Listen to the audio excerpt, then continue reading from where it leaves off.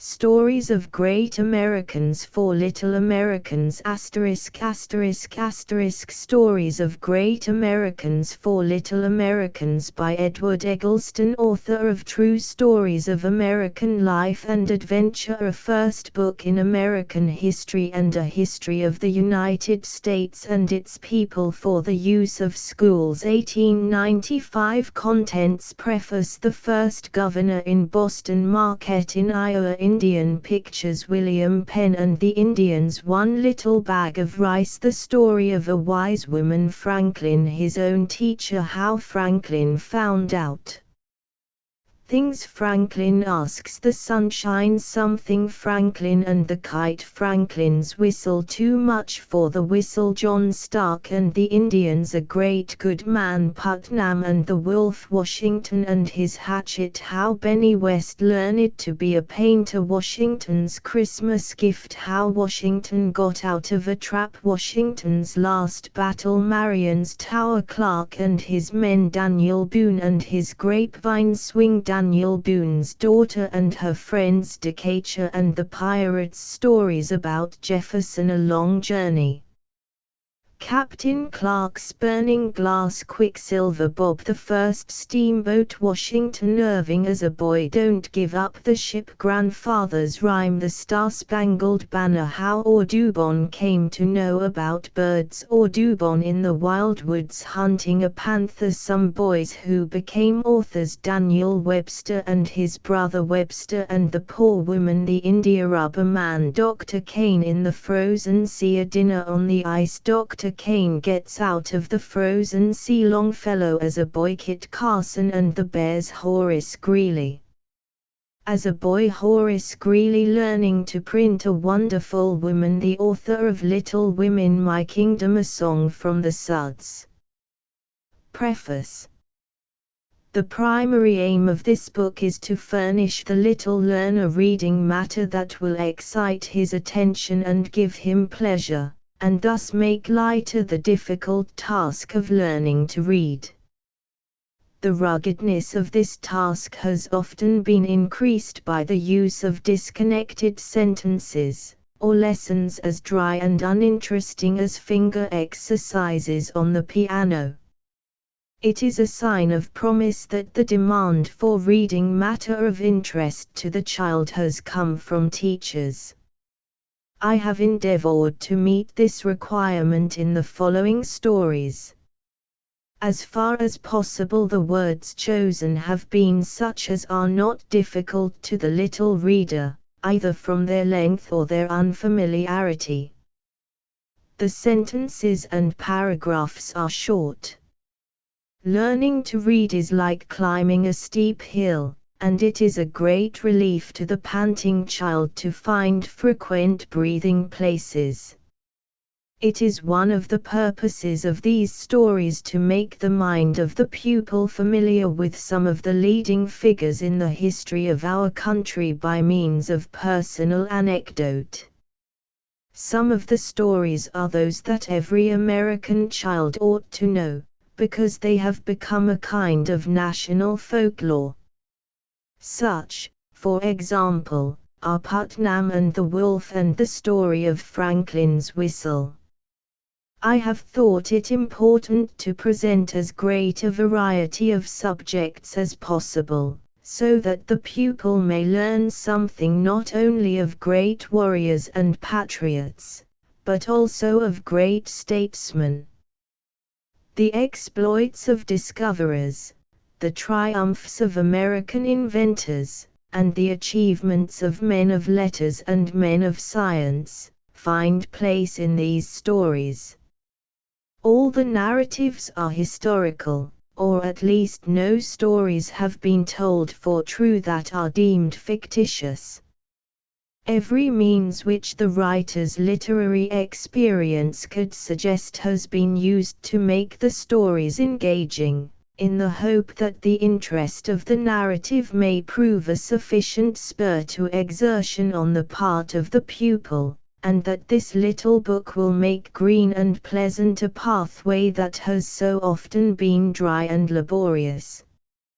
It will surely serve to excite an early interest in our national history by giving some of the great personages of that history a place among the heroes that impress the susceptible imagination of a child. It is thus that biographical and historical incidents acquire something of the vitality of folk tales. The illustrations that accompany the text have been planned with special reference to the awakening of the child's attention. To keep the mind alert and at its best is more than half the battle in teaching. The publishers and the author of this little book believe that in laying the foundation of a child's education the best work is none too good. The larger words have been divided by hyphens when a separation into syllables is likely to help the learner. The use of the hyphen has been regulated entirely with a view to its utility. After a word not too difficult has been made familiar by its repeated occurrence, the hyphens are omitted. Stories of Great Americans. Illustration: the first governor in Boston, before the white people came, there were no houses in this country but the little huts of the Indians. The Indian houses were made of bark, or mats, or skins, spread over poles. Some people came to one part of the country. Others started settlements in other places. When more people came, some of these settlements grew into towns. The woods were cut down. Farms were planted. Roads were made. But it took many years for the country to fill with people. The first white people that came to live in the woods where Boston is now, settled there a long time ago. They had a governor over them. He was a good man, and did much for the people. His name was John Winthrop. The first thing the people had to do was to cut down the trees. After that they could plant corn. But at first they could not raise anything to eat. They had brought flour and oatmeal from England. But they found that it was not enough to last till they could raise corn on their new ground. Winthrop sent a ship to get more food for them. The ship was gone a long time. The people ate up all their food. They were hungry. They went to the seashore, and found clams and mussels. They were glad to get these to eat. At last they set a day for everybody to fast and pray for food. The governor had a little flour left. Nearly all of this was made into bread, and put into the oven to bake. He did not know when he would get any more. Soon after this a poor man came along. His flour was all gone. His bread had all been eaten up. His family were hungry. The governor gave the poor man the very last flour that he had in the barrel. Just then a ship was seen. It sailed up toward Boston. It was loaded with food for all the people. The time for the fast day came. But there was now plenty of food. The fast day was turned into a Thanksgiving day. One day a man sent a very cross letter to Governor Winthrop. Winthrop sent it back to him. He said, "I cannot keep a letter that might make me angry." Then the man that had written the cross letter wrote to Winthrop, "By conquering yourself, you have conquered me." Marquette in Iowa. The first white men to go into the middle of our country were Frenchmen. The French had settled in Canada. They sent missionaries to preach to the Indians in the West. They also sent traders to buy furs from the Indians. The Frenchmen heard the Indians talk about a great river in the West. But no Frenchman had ever gone far enough to see the Mississippi. Marquette was a priest. Joliet was a trader. These two men were sent to find the great river that the Indians talked about. They traveled in 2 birch canoes. They took 5 men to paddle the canoes. They took some smoked meat to eat on the way. They also took some Indian corn. They had trinkets to trade to the Indians. Hatchets, and beads, and bits of cloth were the money they used to pay the Indians for what they wanted. The friendly Indians in Wisconsin tried to persuade them not to go. They told them that the Indians on the Great River would kill them. The friendly Indians also told them that there was a demon in one part of the river. They said that this demon roared so loud that he could be heard a long way off. They said that the demon would draw the travelers down into the water. Then they told about great monsters that ate up men and their canoes. But Marquette and the men with him thought they would risk the journey. They would not turn back for fear of the demon or the monsters. The 2 little canoes went down the Wisconsin River. After some days they came to the Mississippi. More than 100 years before, the Spaniards had seen the lower part of this river. But no white man had ever seen this part of the great river. Marquette did not know that any white man had ever seen any part of the Mississippi. The 2 little canoes now turned their bows down the river. Sometimes they saw great herds of buffaloes. Some of these came to the bank of the river to look at the men in the canoes. They had long, shaggy manes, which hung down over their eyes. For 2 weeks the travelers paddled down the river.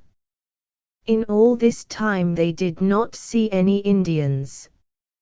After they had gone hundreds of miles in this way, they came to a place where they saw tracks in the mud. It was in what is now the state of Iowa. Marquette and Joliet left the men in their canoes, and followed the tracks. After walking 2 hours, they came to an Indian village. The Frenchmen came near enough to hear the Indians talking. The Indians did not see them. Joliet and Marquette did not know whether the Indians would kill them or not. They said a short prayer. Then they stood out in full view, and gave a loud shout. The Indians came out of their tents like bees. They stared at the strangers.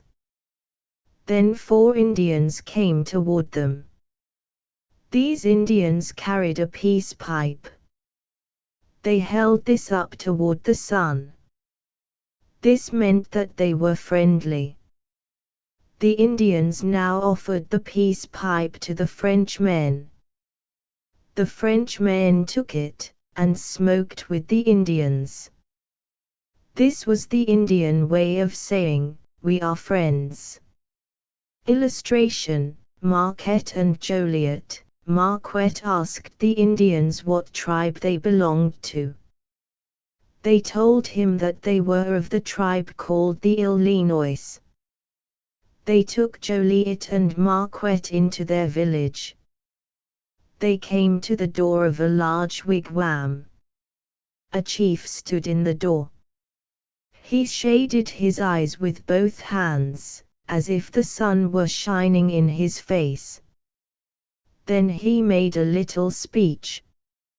He said, "Frenchmen, how bright the sun shines when you come to see us. We are all waiting for you. You shall now come into our houses in peace." The Illinois Indians made a feast for their new friends. First they had mush of corn meal, with fat meat in it. One of the Indians fed the Frenchmen as though they were babies. He put mush into their mouths with a large spoon. Then came some fish. The Indian that fed the visitors picked out the bones with his fingers. Then he put the pieces of fish into their mouths. After they had some roasted dog. The Frenchmen did not like this. Last, they were fed with buffalo meat. The next morning 600 Indians went to the canoes to tell the Frenchmen goodbye. They gave Marquette a young Indian slave. And they gave him a peace pipe to carry with him. Indian pictures. When Marquette and his men left the Illinois, they went on down the river. The friendly Illinois had told them that the Indians they would see were bad, and that they would kill anyone who came into their country. The Frenchmen had heard before this that there were demons and monsters in the river. One day they saw some high rocks with pictures painted on them. The ugly pictures made them think of these monsters. They were painted in red, black, and green colors. They were pictures of two Indian demons or gods. Each one of these monsters was about the size of a calf. They had horns as long as those of a deer. Their eyes were red. Their faces were like a man's, but they were ugly and frightful. They had beards like a tiger's. Their bodies were covered with scales like those on a fish. Their long tails were wound round their bodies, and over their heads, and down between their legs. The end of each tail was like that of a fish. The Indians prayed to these ugly gods when they passed in their canoes. Even Marquette and his men were a little frightened when they saw such pictures in a place so lonely. The Frenchmen went down the river about 1,200 miles.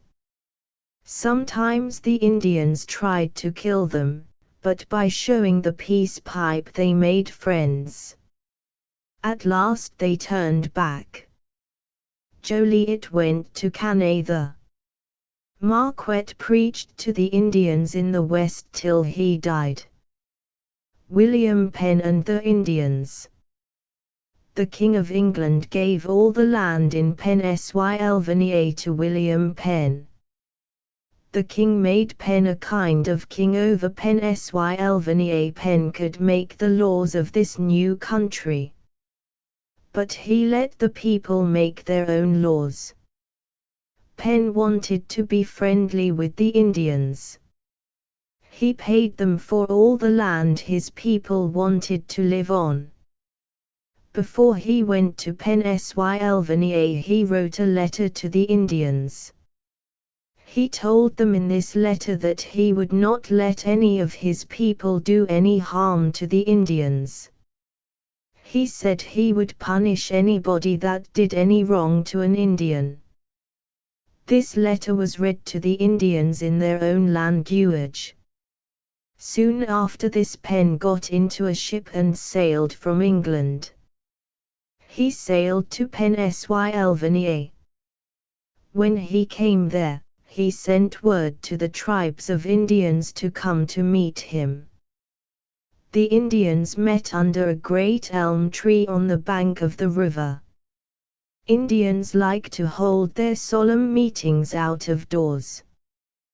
They sit on the ground. They say that the earth is the Indian's mother. When Penn came to the place of meeting, he found the woods full of Indians. As far as he could see, there were crowds of Indians. Penn's friends were few.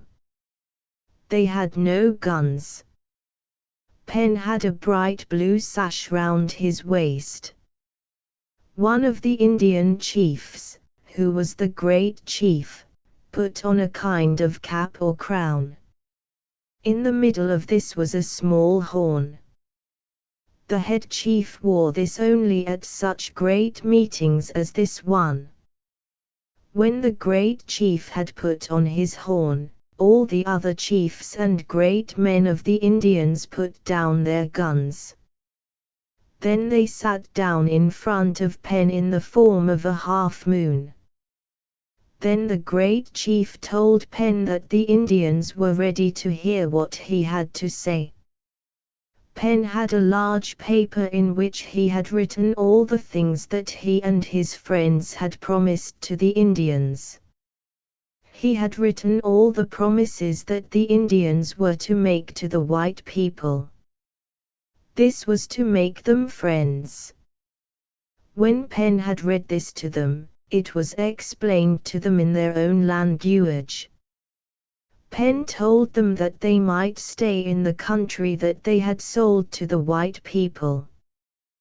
The land would belong to both the Indians and the white people.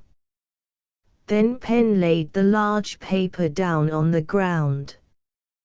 That was to show them, he said, that the ground was to belong to the Indians and the white people together. He said that there might be quarrels between some of the white people and some of the Indians.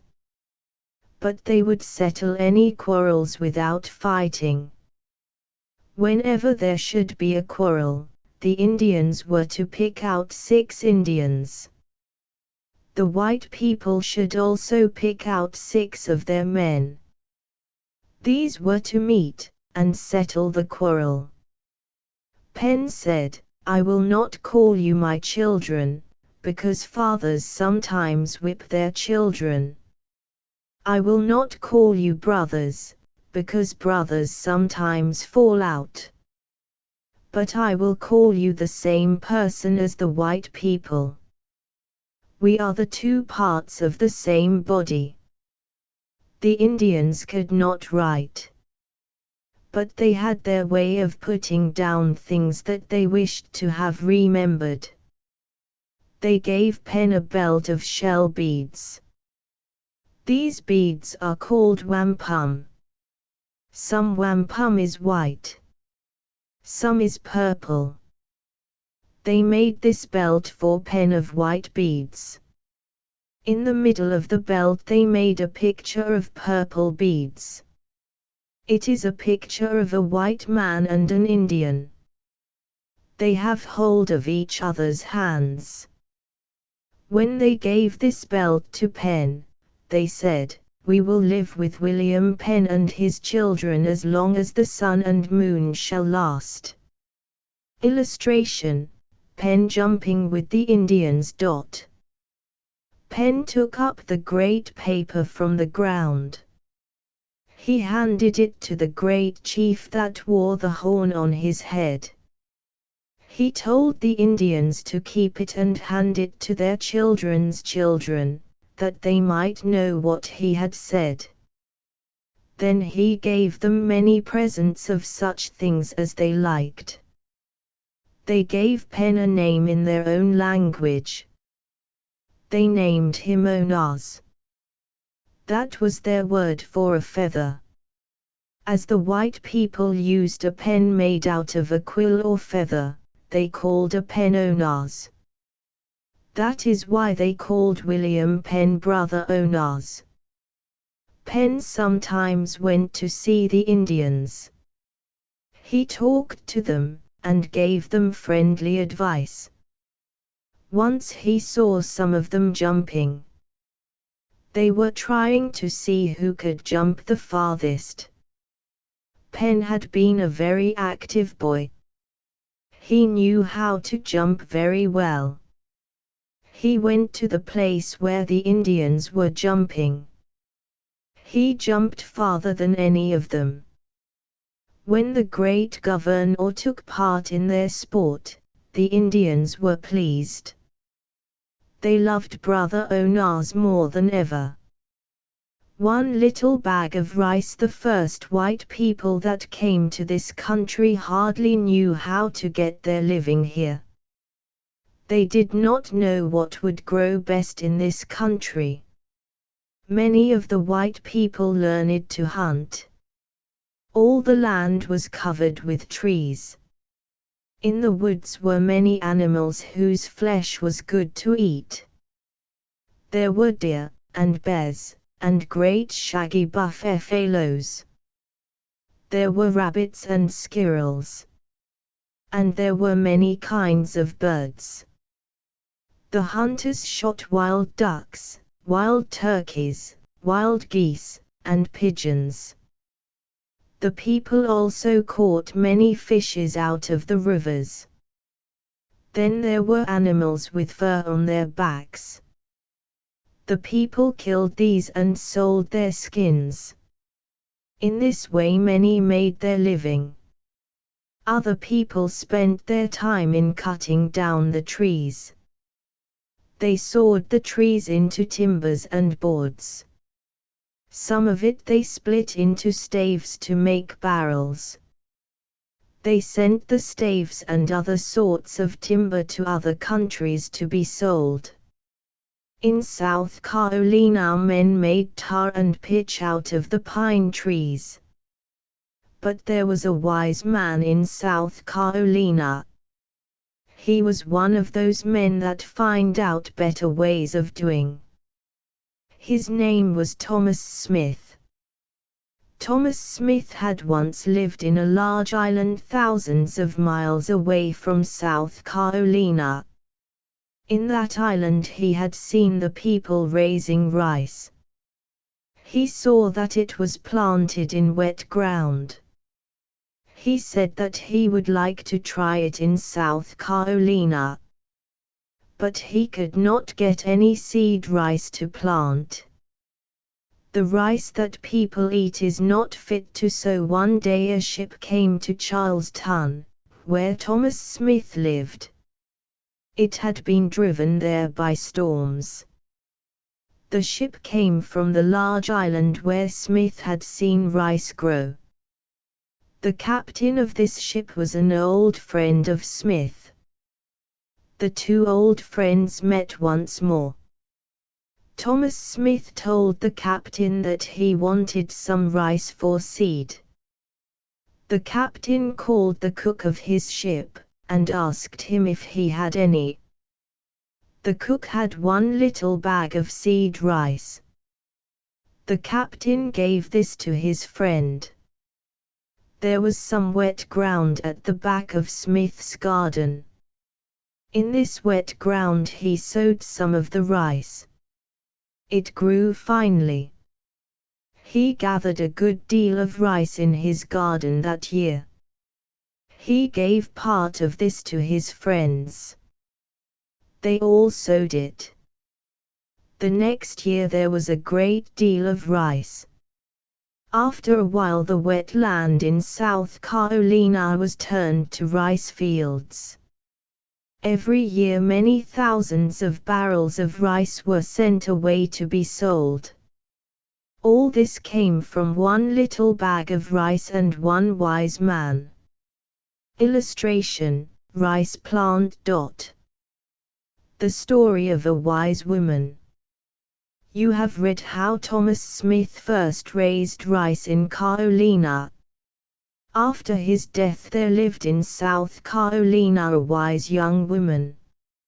She showed the people how to raise another plant. Her name was Eliza Lucas. The father of Miss Lucas did not live in Carolina. He was governor of one of the islands of the West Indies. Miss Lucas was fond of trying new things. She often got seeds from her father. These she planted in South Carolina. Her father sent her some seeds of the indigo plant. She sowed some of these in March. But there came a frost. The indigo plant cannot stand frost. Her plants all died. But Miss Lucas did not give up. She sowed some more seeds in April. These grew very well until a cutworm found them. The worm wished to try new things, too. So he ate off the indigo plants. But Miss Lucas was one of the people who try again. She had lost her indigo plants twice. Once more she sowed some of the seed. This time the plants grew very well. Miss Lucas wrote to her father about it. He sent her a man who knew how to get the indigo out of the plant. The man tried not to show Miss Lucas how to make the indigo. He did not wish the people in South Carolina to learn how to make it.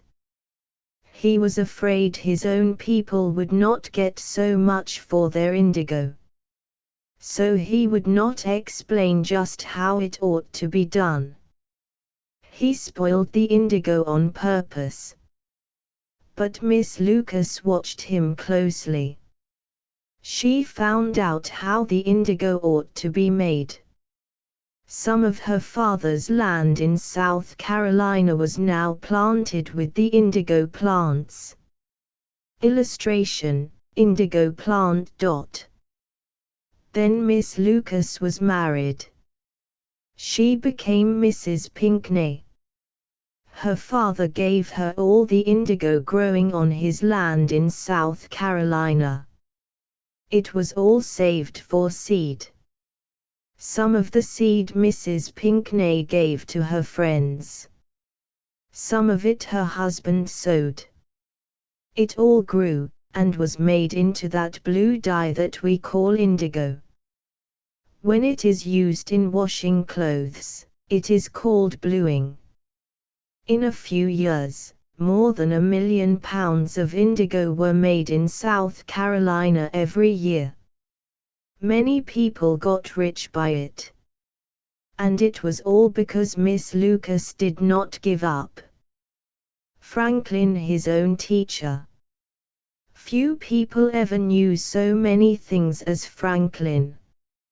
Men said, "How did he ever learn so many things?" For he had been a poor boy who had to work for a living. He could not go to school at all after he was 10 years old. His father made soap and candles. Little Ben Franklin had to cut wicks for the candles. He also filled the candle molds. And he sold soap and candles, and ran on errands. But when he was not at work, he spent his time in reading good books. What little money he got he used to buy books with. He read the old story of Pilgrim's Progress and liked it so well that he bought all the other stories by the same man.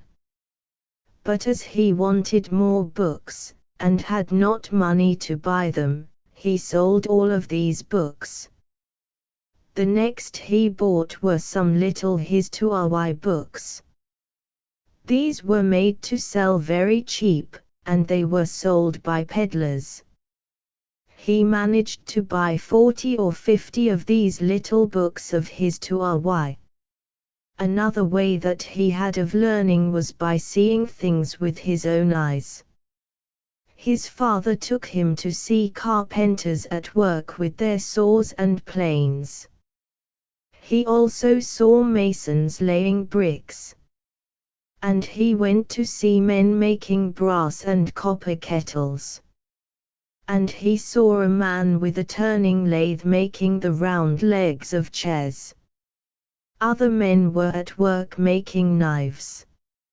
Some things people learn out of books, and some things they have to see for themselves.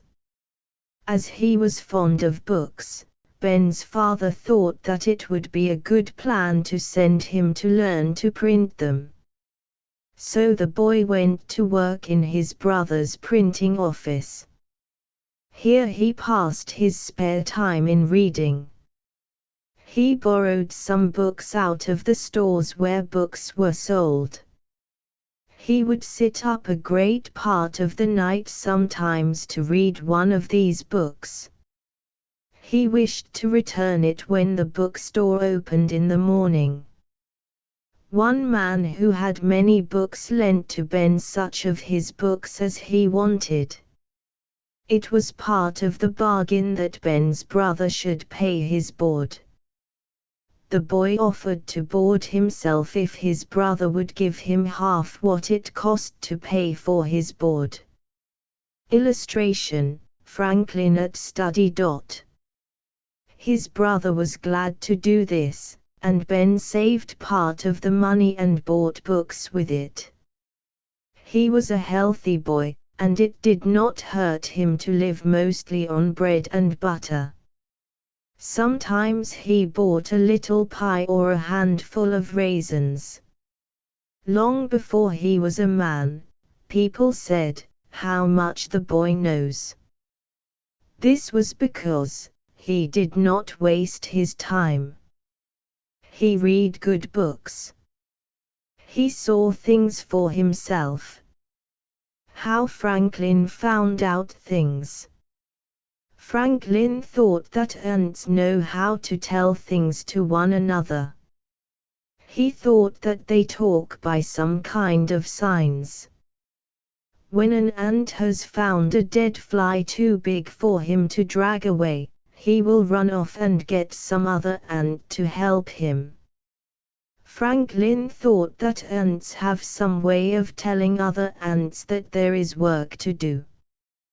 One day he found some ants eating molasses out of a little jar in a closet. He shook them out.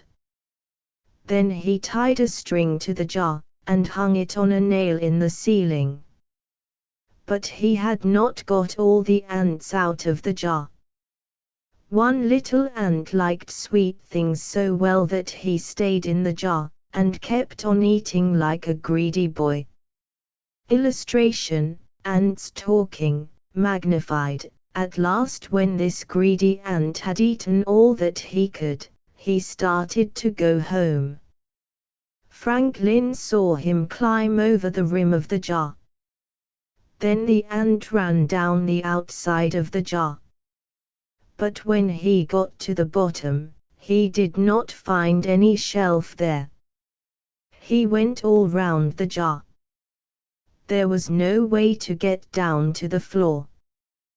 The ant ran this way and that way, but he could not get down. Illustration: an ant's feeler, magnified. At last the greedy ant thought he would see if he could go up. He climbed up the string to the ceiling. Then he went down the wall. He came to his own hole at last, no doubt. After a while he got hungry again, perhaps. He thought about that jar of sweets at the end of a string. Then perhaps he told the other ants. Maybe he let them know that there was a string by which they could get down to the jar. In about half an hour after the ant had gone up the string, Franklin saw a swarm of ants going down the string. They marched in a line, one after another. Soon there were 2 lines of ants on the string. The ants in one line were going down to get at the sweet food. The ants in the other line were marching up the other side of the string to go home. Do you think that the greedy ant told the other ants about the jar? And did he tell them that there was a string by which an ant could get there? And did he tell it by speaking, or by signs that he made with his feelers? If you watch two ants when they meet, you will see that they touch their feelers together, as if they said good morning. Illustration. Franklin asks the sunshine something. One day Franklin was eating dinner at the house of a friend. The lady of the house, when she poured out the coffee, found that it was not hot. She said, "I am sorry that the coffee is cold. It is because the servant forgot to scour the coffee pot. Coffee gets cold more quickly when the coffee pot is not bright." This set Franklin to thinking. He thought that a black or dull thing would cool more quickly than a white or bright one.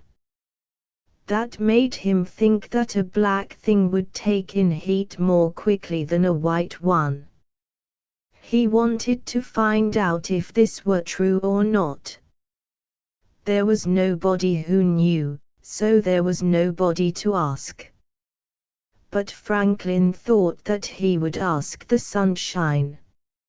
Maybe the sunshine would tell him whether a black thing would heat more quickly than a white thing.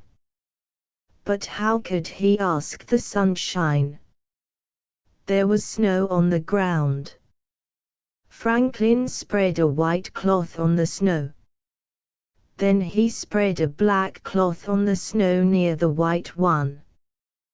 When he came to look at them, he saw that the snow under the black cloth melted away much sooner than that under the white cloth.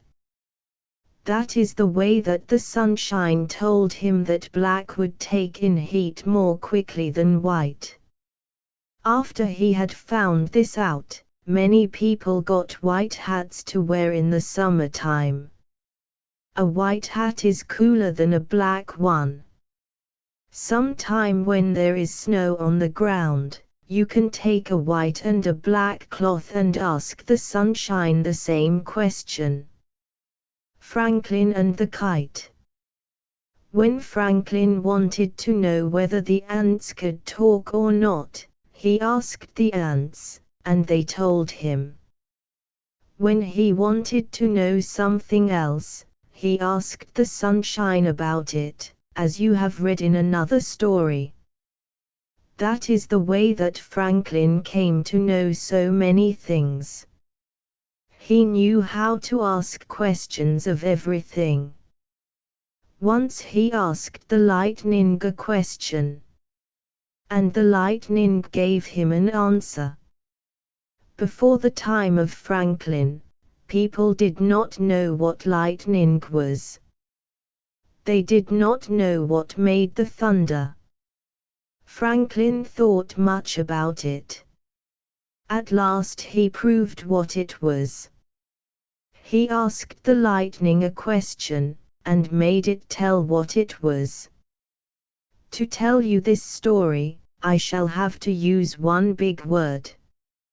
Maybe it is too big for some of my little friends that will read this book. Let us divide it into parts. Then you will not be afraid of it. The big word is electricity. Those of you who live in towns have seen the streets lighted by electricity. But in Franklin's time there were no such lights. People knew very little about this strange thing with a big name. But Franklin found out many things about it that nobody had ever known before. He began to think that the little sparks he got from electricity were small flashes of lightning.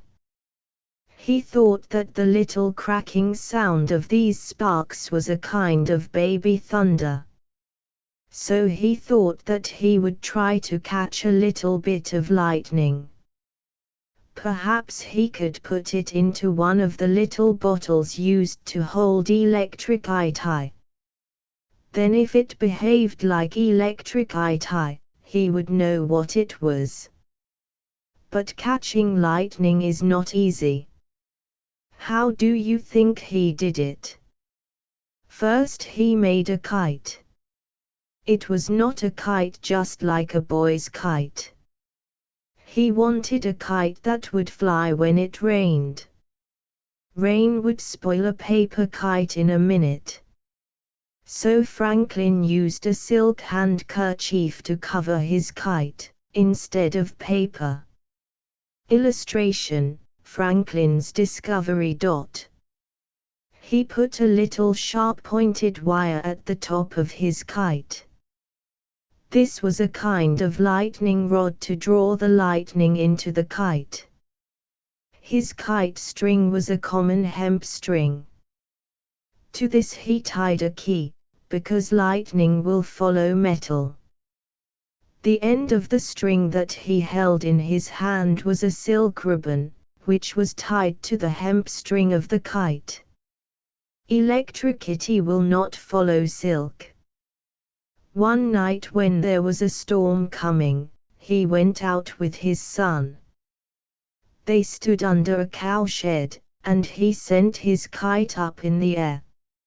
Illustration: after a while he held his knuckle to the key. A tiny spark flashed between the key and his knuckle. It was a little flash of lightning. Then he took his little bottle fixed to hold electricity.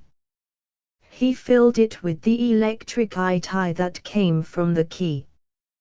He carried home a bottle of lightning. So he found out what made it thunder and lighten. After that he used to bring the lightning into his house on rods and wires. He made the lightning ring bells and do many other strange things. Franklin's whistle. When Franklin was an old man, he wrote a curious letter. In that letter he told a story. It was about something that happened to him when he was a boy. Illustration: here is the story put into verses, so that you will remember it better. Someday you can read the story as Franklin told it himself. You will hear people say, "He paid too much for the whistle." The saying came from this story. Too much for the whistle. As Ben with pennies in his pocket went strolling down the street, toot toot, toot toot, there came a whistle from a boy he chanced to meet, whistling fit to burst his buttons, blowing hard and stepping high. Then Benny said, "I'll buy your whistle," but toot, toot toot, was the reply. But Benny counted out his pennies.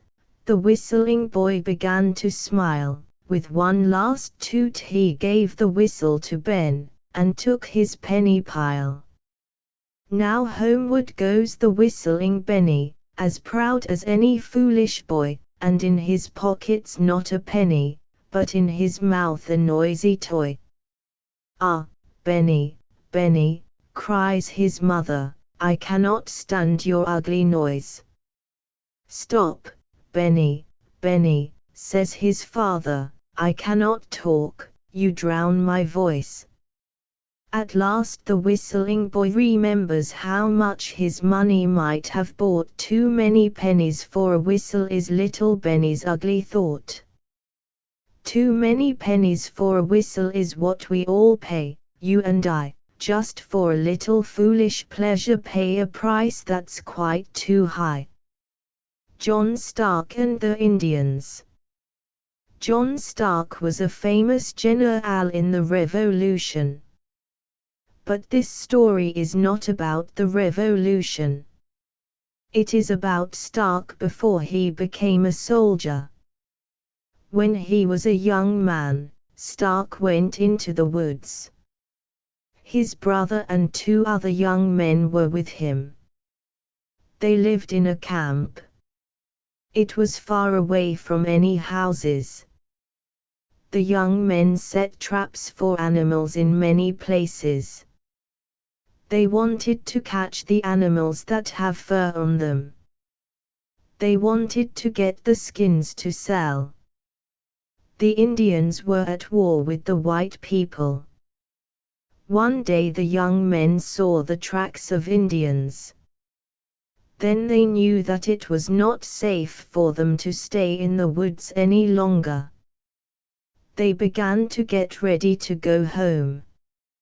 John Stark went out to bring in the traps set for animals. The Indians found him, and made him a prisoner. They asked him where his friends were. Stark did not wish his friends to be taken. So he pointed the wrong way. He took the Indians a long way from the other young men. But John Stark's friends did not know that he was a prisoner. When he did not come back, they thought that he had lost his way. They fired their guns to let him know where they were. When the Indians heard the guns, they knew where the other hunters were. They went down to the river, and waited for them. When one of the men came down, they caught him. Then John Stark's brother and the other man came down the river in a boat. The Indians told Stark to call them. They wanted them to come over where the Indians were. Then they could take them. John knew that the Indians were cruel. He knew that if he did not do what they told him to, they might kill him. But he wished to save his brother. He called to his brother to row for the other shore. When they turned toward the other shore, the Indians fired at them.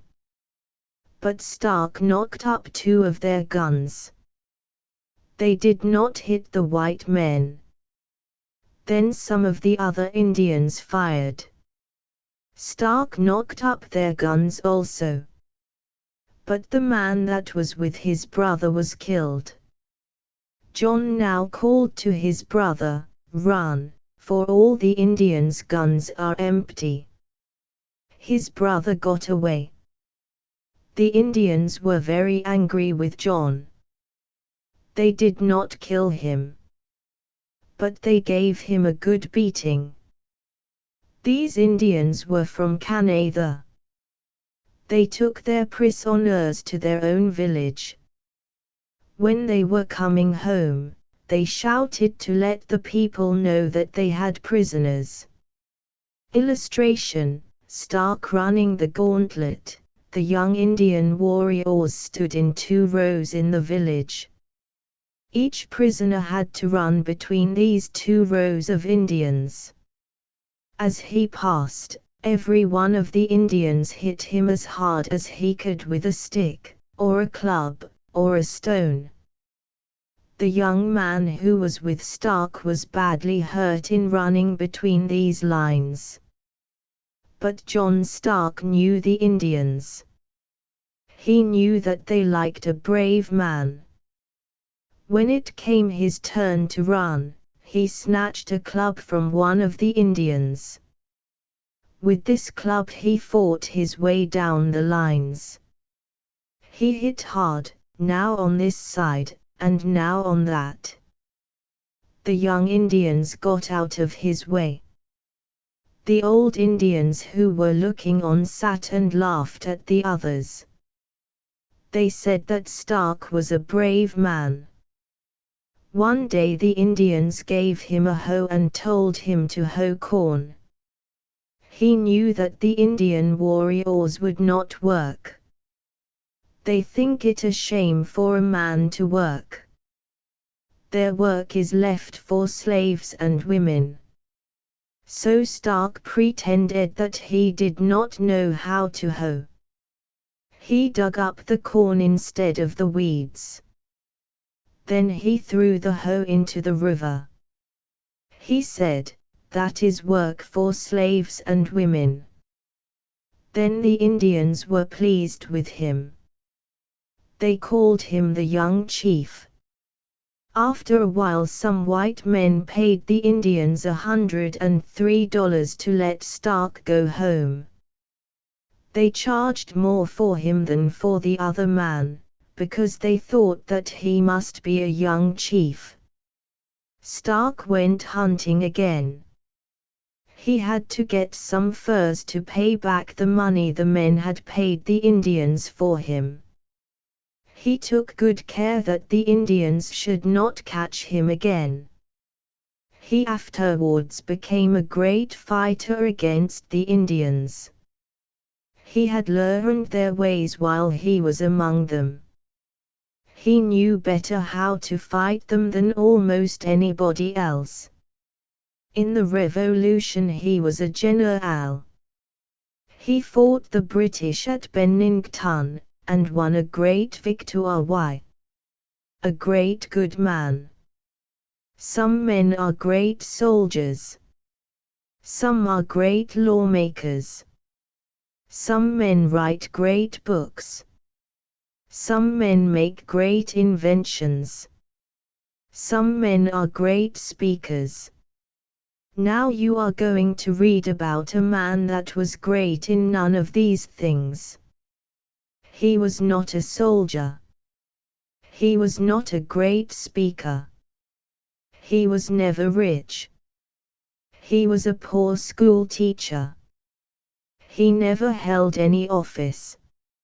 And yet he was a great man. He was great for his goodness.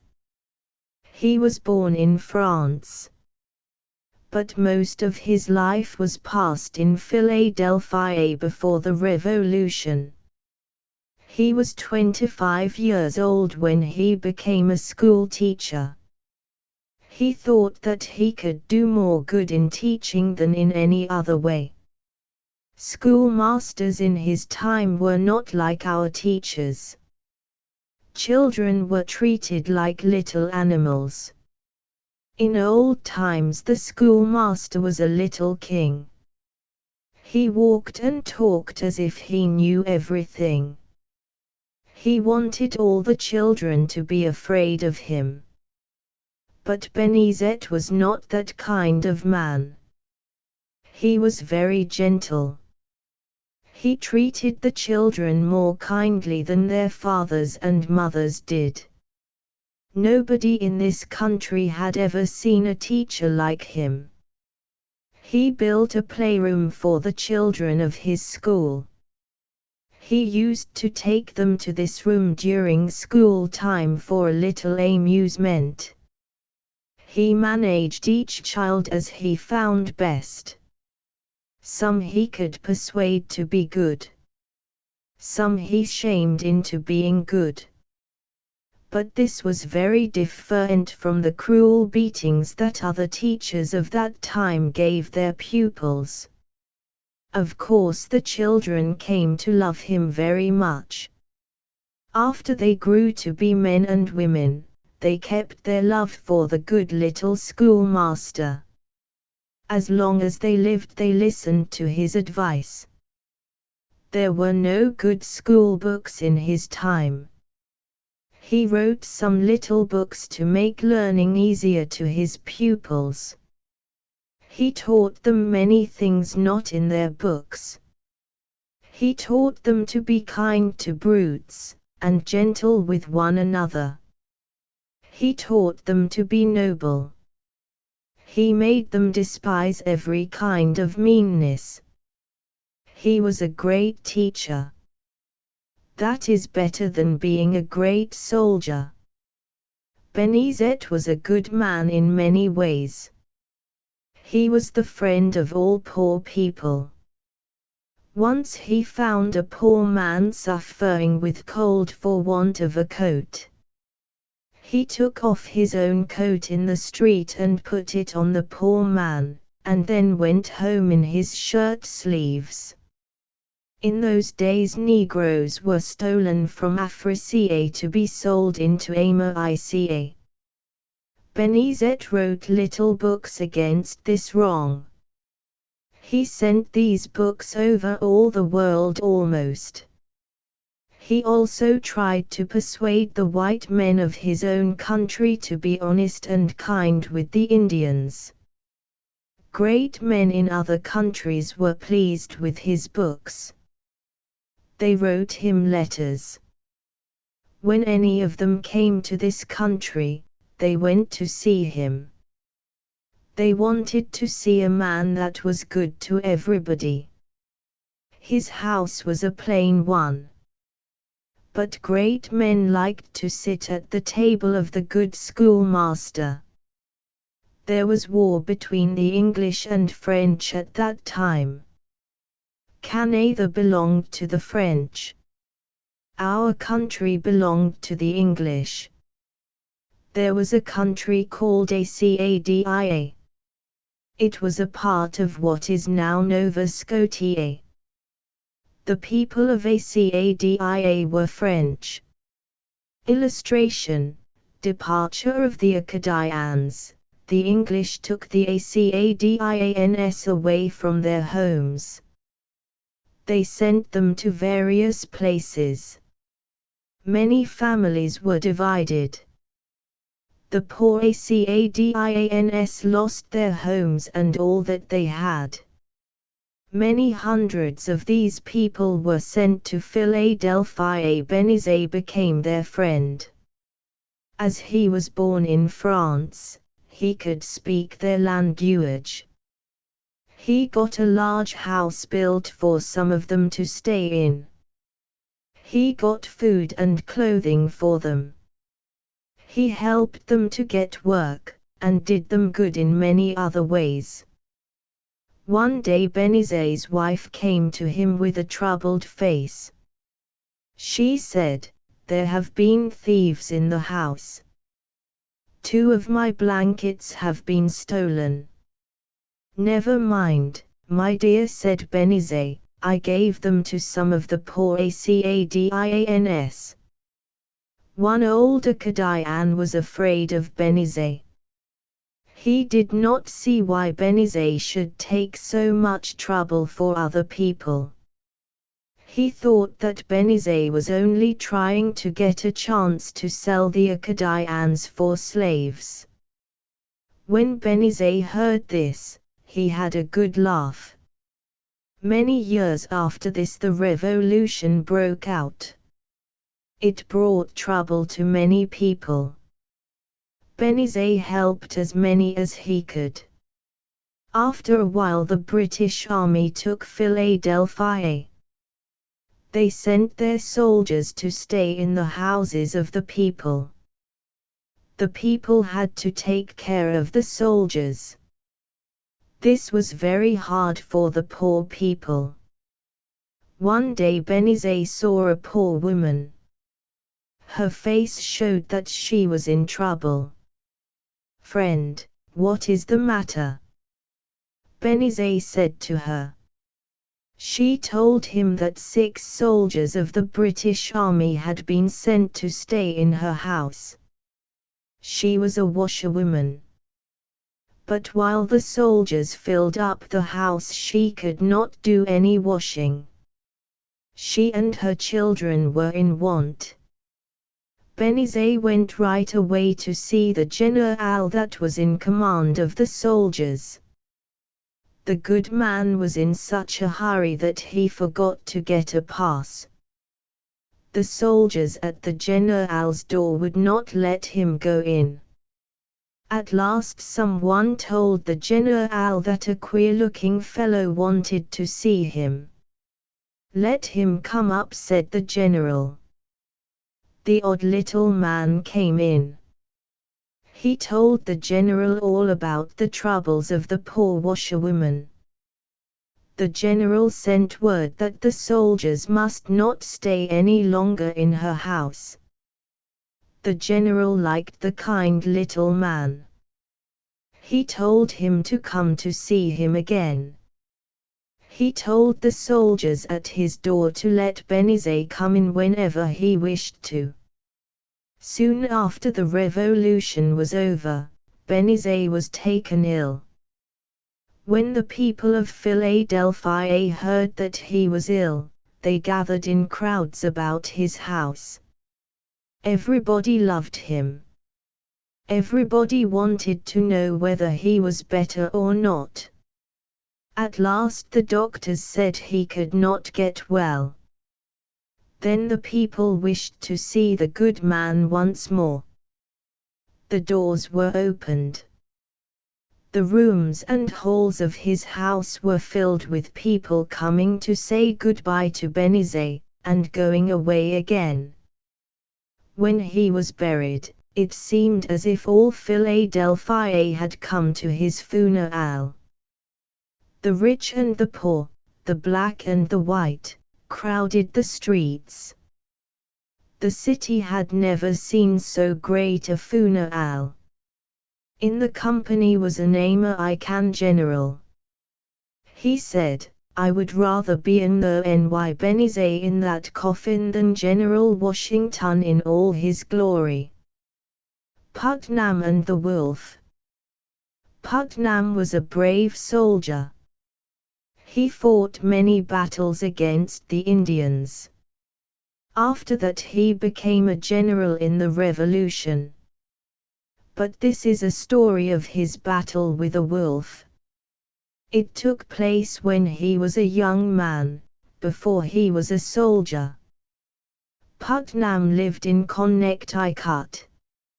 In the woods there were still a few wolves. One old wolf came to Putnam's neighborhood every winter. She always brought a family of young wolves with her. The hunters would always kill the young wolves. But they could not find the old mother wolf.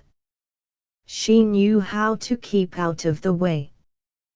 The farmers tried to catch her in their traps. But she was too cunning. She had had one good lesson when she was young. She had put the toes of one foot into a steel trap. The trap had snipped them off. After that she was more careful. One winter night she went out to get some meat. She came to Putnam's flock of sheep and goats. She killed some of them. She found it great fun. There were no dogs about. The poor sheep had nobody to protect them. So the old wolf kept on killing. One sheep was enough for her supper. But she killed the rest just for sport. She killed 70 sheep and goats that night. Putnam and his friends set out to find the old sheep killer. There were 6 men of them. They agreed that 2 of them should hunt for her at a time. Then another 2 should begin as soon as the first 2 should stop. So she would be hunted day and night. The hunters found her track in the snow. There could be no mistake about it. The track made by one of her feet was shorter than those made by the other feet. That was because one of her feet had been caught in a trap. The hunters found that the old wolf had gone a long way off. Perhaps she felt guilty. She must have thought that she would be hunted. She had trotted away for a whole night. Then she turned and went back again. She was getting hungry by this time. She wanted some more sheep. The men followed her tracks back again. The dogs drove her into a hole. It was not far from Putnam's house. All the farmers came to help catch her. They sent the dogs into the cave where the wolf was. But the wolf bit the dogs, and drove them out again. Then the men put a pile of straw in the mouth of the cave. They set the straw on fire. It filled the cave with smoke. But Mrs. Wolf did not come out. Then they burned brimstone in the cave. It must have made the wolf sneeze. But the cave was deep. She went as far in as she could, and stayed there. She thought that the smell of brimstone was not so bad as the dogs and men who wanted to kill her. Putnam wanted to send his Negro into the cave to drive out the wolf. But the Negro thought that he would rather stay out. Then Putnam said that he would go in himself. He tied a rope to his legs. Then he got some pieces of birch bark. He set fire to these. He knew that wild animals do not like to face a fire. He got down on his hands and knees. He held the blazing bark in his hand. He crawled through the small hole into the cave. There was not room for him to stand up. At first the cave went downward into the ground. Then it was level a little way. Then it went upward. At the very back of this part of the cave was the wolf. Putnam crawled up until he could see the wolf's eyes. When the wolf saw the fire, she gave a sudden growl. Putnam jerked the rope that was tied to his leg. The men outside thought that the wolf had caught him. They pulled on the other end of the rope. The men pulled as fast as they could. When they had drawn Putnam out, his clothes were torn. He was badly scratched by the rocks. He now got his gun. He held it in one hand. He held the burning birch bark in the other. He crawled into the cave again. When the wolf saw him coming again, she was very angry. She snapped her teeth. She got ready to spring on him. She meant to kill him as she had killed his sheep. Putnam fired at her head. As soon as his gun went off, he jerked the rope. His friends pulled him out. He waited a while for the smoke of his gun to clear up. Then he went in once more. He wanted to see if the wolf was dead. He found her lying down. He tapped her nose with his birch bark. She did not move. He took hold of her. Then he jerked the rope. This time the men saw him come out, bringing the dead wolf. Now the sheep would have some peace. Illustration: Washington and his hatchet. It was Arbor Day in the Mosai Hill School. Johnny Little John had to speak a piece that had something to do with trees. He thought it would be a good plan to say something about the little cherry tree that Washington spoiled with his hatchet, when he was a little boy. This is what he said. Illustration: He had a hatchet, Little George, a hatchet bright and new, and sharp enough to cut a stick, a little stick, in two. He hacked and whacked and whacked and hacked. This stirred why little man, he hacked a log and hacked a fence, as round about he ran. He hacked his father's cherry tree and made an ugly spot. The bark was soft, the hatchet sharp, and little George forgot. You know the rest. The father frowned and asked the rear son why. You know the good old story runs, he could not tell a lie. The boy that chopped that cherry tree soon grew to be a youth. At work and books he hacked away, and still he told the truth. The youth became a famous man, above 6 feet in height, and when he had good work to do he hacked with all his might. He fought the armies that the king had sent across the sea, he battled up and down the land to set his country free. For 7 long years he hacked and whacked with all his might and main until the British sailed away and did not come again. Illustration: How Benny West Learned to be a Painter. In old times there lived in Pennsylvania a little fellow whose name was Benjamin West. He lived in a long stone house. Illustration: Painting baby's portrait, he had never seen a picture. The country was new, and there were not many pictures in it. Benny's father was a Friend or Quaker. The Friends of that day did not think that pictures were useful things to make or to have. Before he was 7 years old, this little boy began to draw pictures.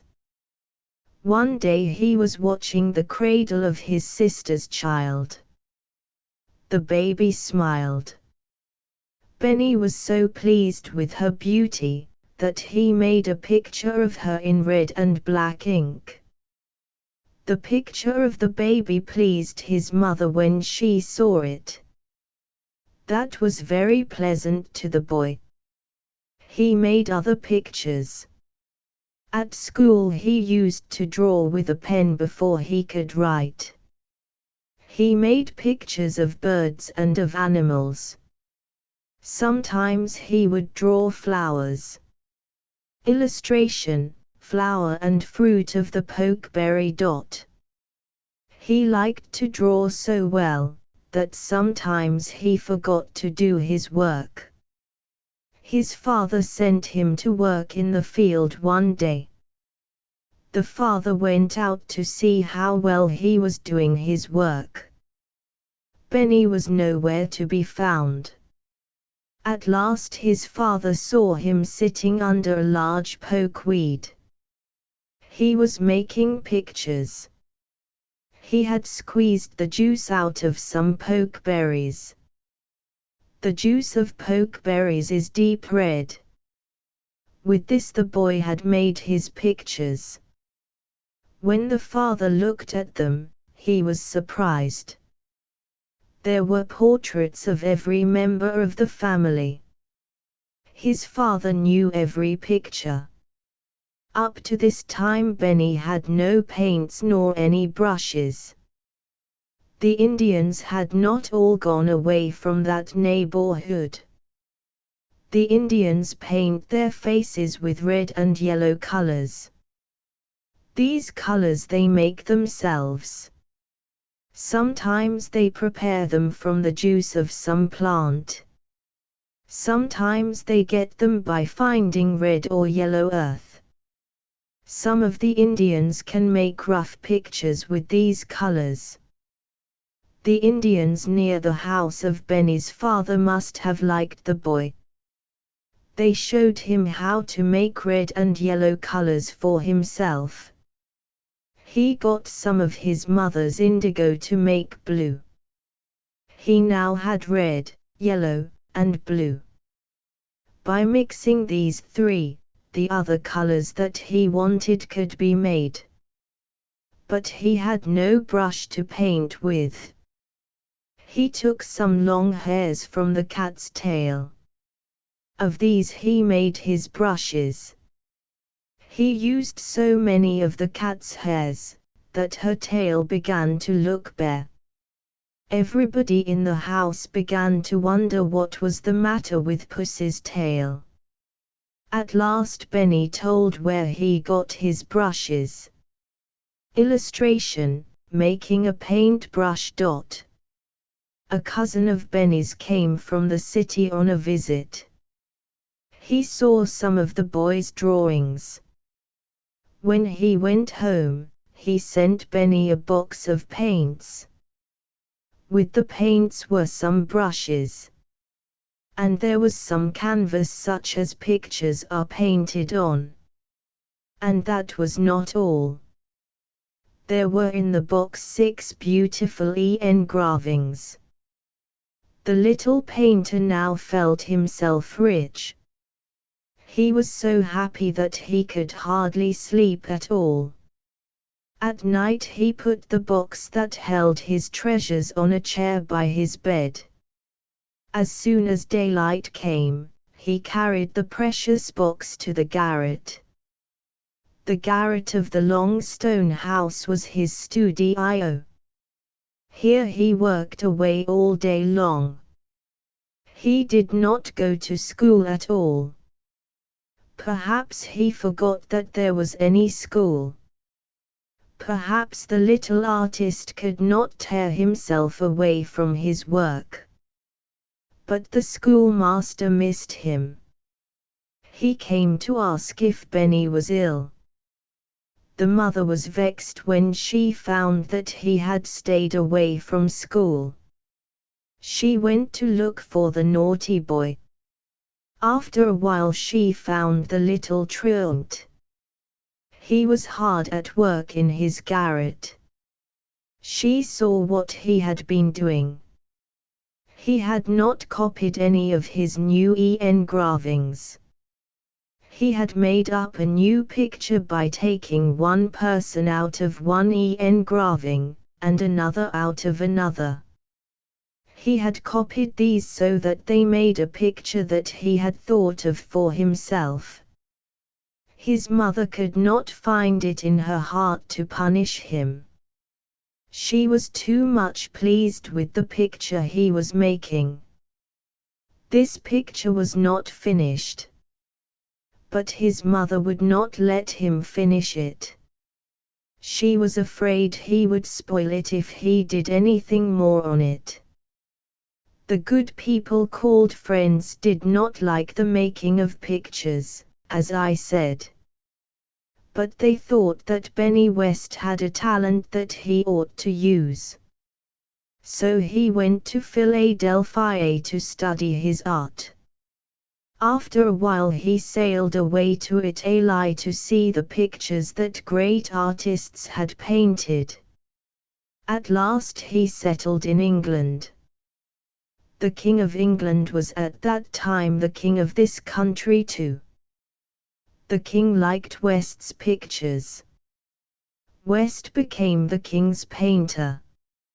He came to be the most famous painter in England.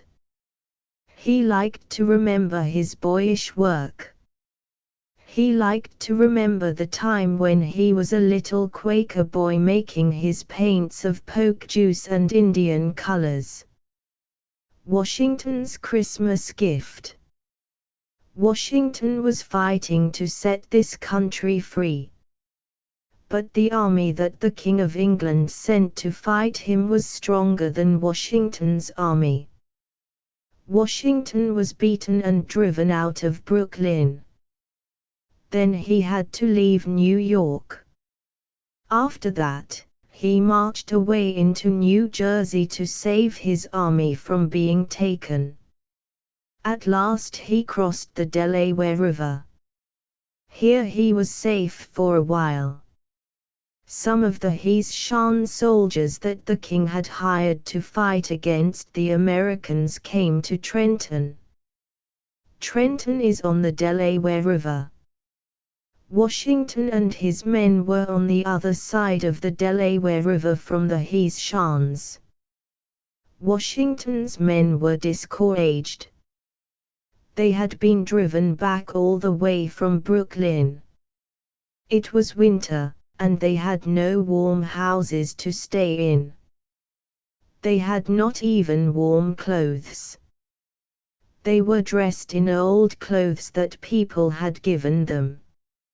Some of them were barefooted in this cold weather.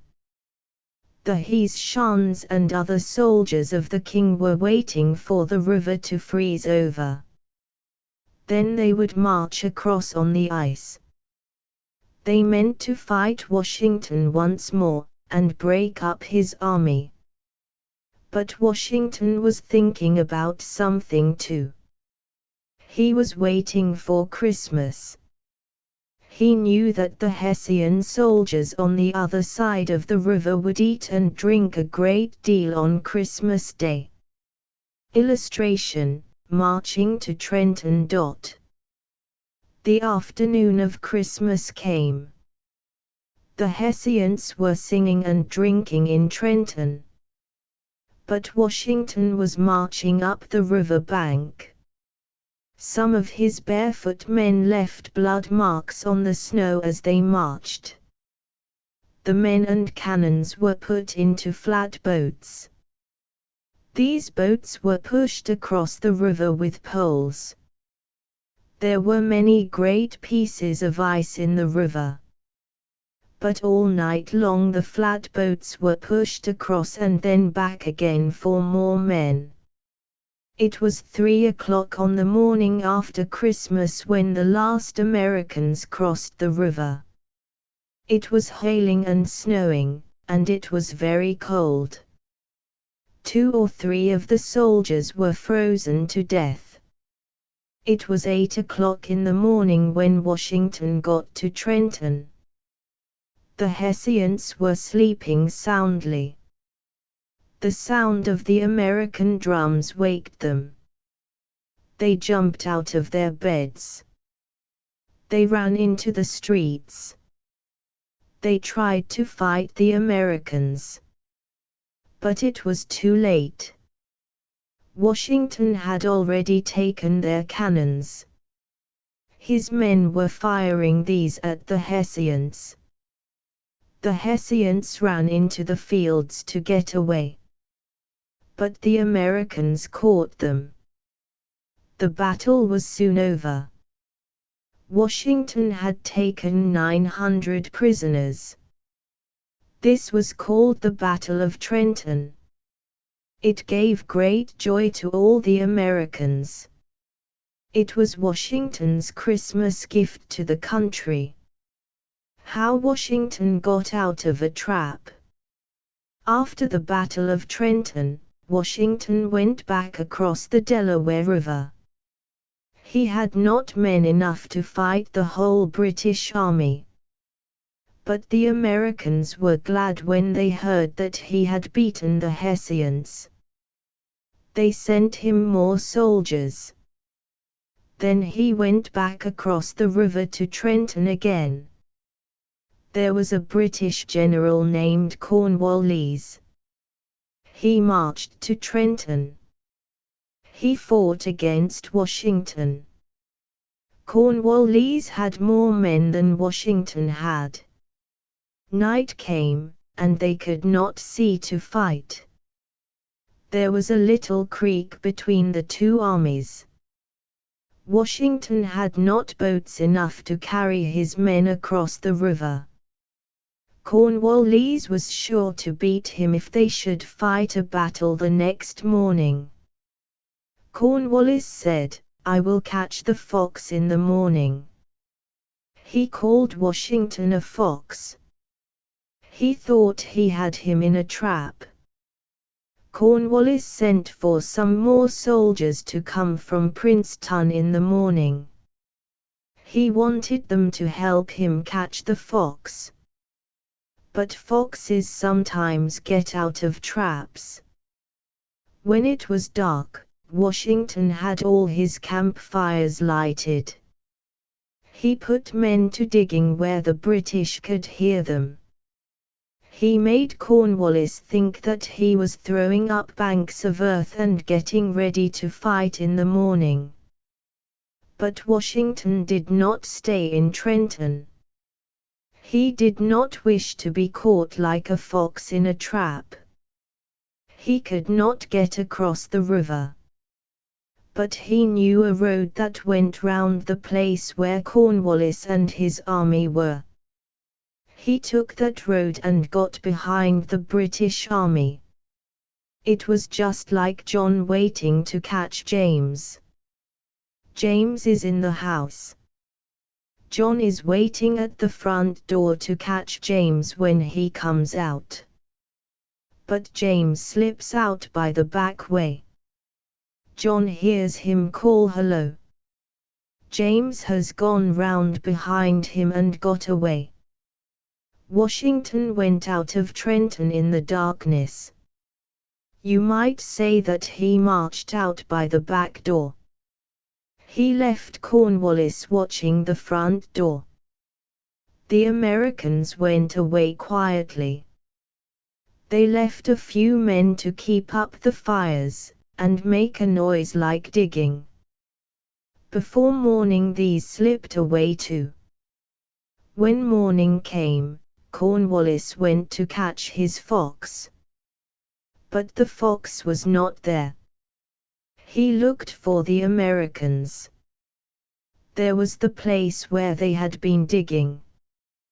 Their campfires were still burning. But where had they gone? Cornwallis thought that Washington had crossed the river by some means. But soon he heard guns firing away back toward Princeton.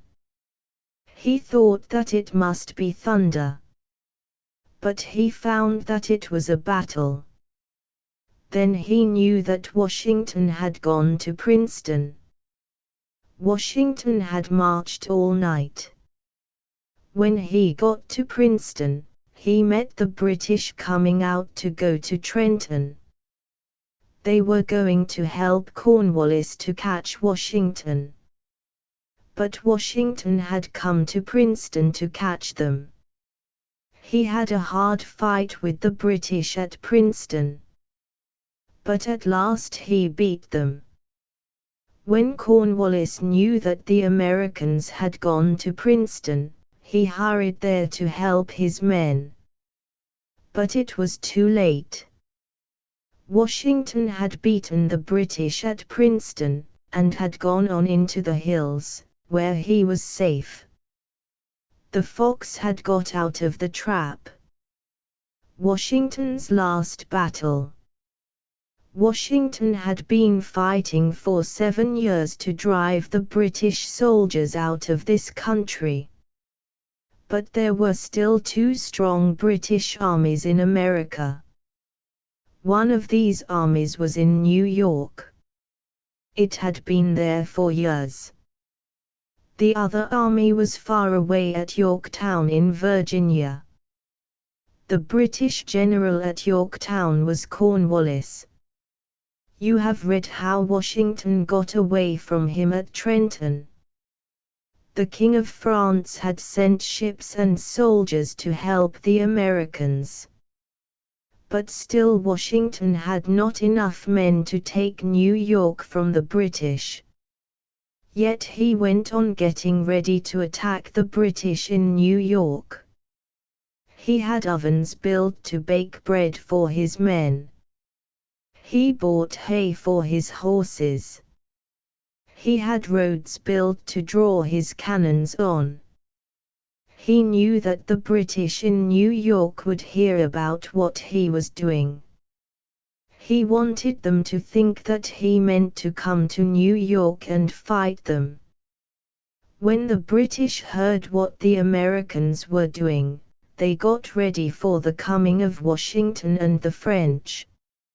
All at once they found that Washington had gone. He and his men had marched away. The French soldiers that had come to help him had gone with him. Nobody knew what it meant. Washington's own men did not know where they were going. They went from New Jersey into Pennsylvania. Then they marched across Pennsylvania. Then they went into Maryland. They marched across that state, and then they went into Virginia. By this time everybody could tell where Washington was going. People could see that he was going straight to Yorktown. They knew that Washington was going to fight his old enemy at Yorktown. But he had kept his secret long enough. The British in New York could not send help to Cornwallis. It was too late. The French ships sailed to Virginia, and shut up Yorktown on the side of the sea. Washington's men shut it up on the side of the land. They built great banks of earth round it. On these banks of earth they put cannons. The British could not get away. They fought bravely. But the Americans and French came closer and closer. Then the British tried to fight their way out. But they were driven back. Then Cornwallis tried to get his men across the river. He wanted to get out by the back door, as Washington had done. But the Americans on the other side of the river drove them back again. Washington had now caught Cornwallis in a trap. The Americans fired red-hot cannonballs into Yorktown. These set the houses on fire. At last Cornwallis had to give up. The British marched out and laid down their guns and swords. The British Army in New York could not fight the Americans by itself. So the British gave it up. Then there was peace after the long war. The British pulled down the British flag and sailed away. The country was free at last. Marion's Tower. General Marion was one of the best fighters in the Revolution. He was a homely little man. He was also a very good man. Another general said, "Marion is good all over." The American army had been beaten in South Carolina. Marion was sent there to keep the British from taking the whole country. Marion got together a little army. His men had nothing but rough clothes to wear. They had no guns but the old ones they had used to shoot wild ducks and deer with. Marion's men wanted swords. There were no swords to be had. But Marion sent men to take the long saws out of the sawmills. These were taken to blacksmiths. The blacksmiths cut the saws into pieces. These pieces they hammered out into long, sharp swords. Marion had not so many men as the British. He had no cannon. He could not build forts. He could not stay long in one place, for fear the British should come with a strong army and take him. He and his men hid in the dark woods. Sometimes he changed his hiding place suddenly. Even his own friends had hard work to find him. From the dark woods he would come out suddenly. He would attack some party of British soldiers. When the battle was over, he would go back to the woods again. When the British sent a strong army to catch him, he could not be found. But soon he would be fighting the British in some new place. He was always playing hide and seek. The British called him the Swamp Fox. That was because he was so hard to catch. They could not conquer the country until they could catch Marion. And they never could catch the Swamp Fox. At one time Marion came out of the woods to take a little British fort. This fort was on the top of a high mound. It was one of the mounds built a long time ago by the Indians. Marion put his men all round the fort, so that the men in the fort could not get out to get water. He thought that they would have to give up. but the men in the fort dug a well inside the fort. Then Marion had to think of another plan. Marion's men went to the woods and cut down stout poles. They got a great many poles. When night came, they laid a row of poles alongside one another on the ground. Then they laid another row across these. Then they laid another row on top of the last ones, and across the other way again. Illustration: Marion's Tower. They laid a great many rows of poles one on top of another. They crossed them this way and that. As the night went on, the pile grew higher. Still they handed poles to top of the pile. Before morning came, they had built a kind of tower. It was higher than the Indian mound. As soon as it was light, the men on Marion's tower began to shoot. The British looked out. They saw a great tower with men on it. The men could shoot down into the fort. The British could not stand it. They had to give up. They were taken prisoners. Clark and his men. At the time of the Revolution there were but few people living on the north side of the Ohio River. But there were many Indians there. These Indians killed a great many white people in Kentucky. The Indians were sent by British officers to do this killing.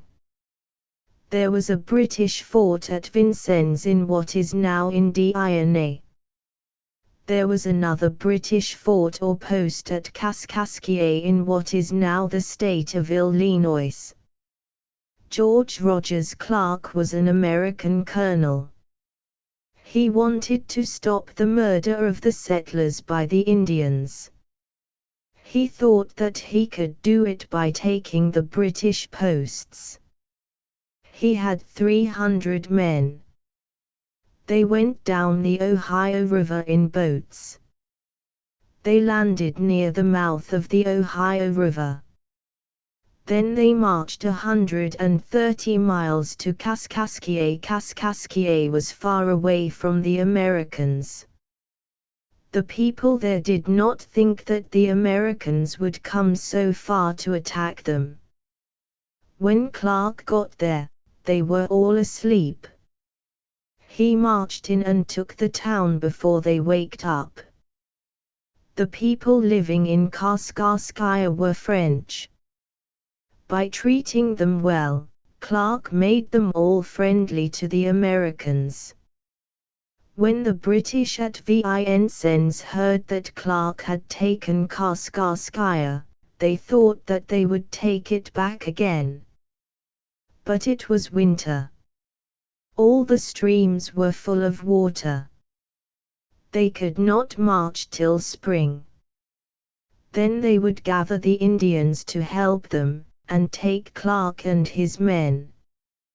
But Clark thought that he would not wait to be taken. He thought that he would just go and take the British. If he could manage to get to Vincennes in the winter, he would not be expected. Clark started with 170 men. The country was nearly all covered with water. The men were in the wet almost all the time. Clark had hard work to keep his men cheerful. He did everything he could to amuse them. They had to wade through deep rivers. The water was icy cold. But Clark made a joke of it. He kept them laughing whenever he could. At one place the men refused to go through the freezing water. Clark could not persuade them to cross the river. He called to him a tall soldier. He was the very tallest man in Clark's little army. Clark said to him, "Take the little drummer boy on your shoulders." The little drummer was soon seated high on the shoulders of the tall man. "Now go ahead," said Clark. The soldier marched into the water. The little drummer beat a march on his drum. Clark cried out, "Forward!" Then he plunged into the water after the tall soldier. All the men went in after him. They were soon safe on the other side. Illustration: at another river the little drummer was floated over on the top of his drum. At last the men drew near to Vincennes. They could hear the morning and evening gun in the British fort. But the worst of the way was yet to pass. The Wabash River had risen over its banks. The water was 5 miles wide. The men marched from one high ground to another through the cold water. They caught an Indian with a canoe. In this they got across the main river. But there was more water to cross. The men were so hungry that some of them fell down in the water. They had to be carried out. Clark's men got frightened at last, and then they had no heart to go any farther. But Clark remembered what the Indians did when they went to war. He took a little gunpowder in his hand. He poured water on it. Then he rubbed it on his face. It made his face black. With his face blackened like an Indian's, he gave an Indian war whoop. The men followed him again. The men were tired and hungry. But they soon reached dry ground. They were now in sight of the fort. Clark marched his little army round and round in such a way as to make it seem that he had many men with him. He wrote a fierce letter to the British commander. He behaved like a general with a large army. After some fighting, the British commander gave up. Clark's little army took the British fort. This brave action saved to our country the land that lies between the Ohio River and the lakes. It stopped the sending of Indians to kill the settlers in the West. Daniel Boone and his grapevine swing. Daniel Boone was the first settler of Kentucky. He knew all about living in the woods. He knew how to hunt the wild animals. He knew how to fight Indians, and how to get away from them. Nearly all the men that came with him to Kentucky the first time were killed. One was eaten by wolves. Some of them were killed by Indians. Some of them went into the woods and never came back. Nobody knows what killed them. Only Boone and his brother were left alive. They needed some powder and some bullets. They wanted some horses. Boone's brother went back across the mountains to get these things. Boone stayed in his little cabin all alone. Boone could hear the wolves howl near his cabin at night. He heard the panthers scream in the woods. But he did not mind being left all alone in these dark forests. The Indians came to his cabin when he was away. He did not want to see these visitors. He did not dare to sleep in his cabin all the time. Sometimes he slept under a rocky cliff. Sometimes he slept in a canebrake. A canebrake is a large patch of growing canes such as fishing rods are made of. Once a mother bear tried to kill him. He fired his gun at her, but the bullet did not kill her. The bear ran at him. He held his long knife out in his hand. The bear ran against it and was killed. He made long journeys alone in the woods. One day he looked back through the trees and saw 4 Indians. They were following Boone's tracks. They did not see him. He turned this way and that. But the Indians still followed his tracks.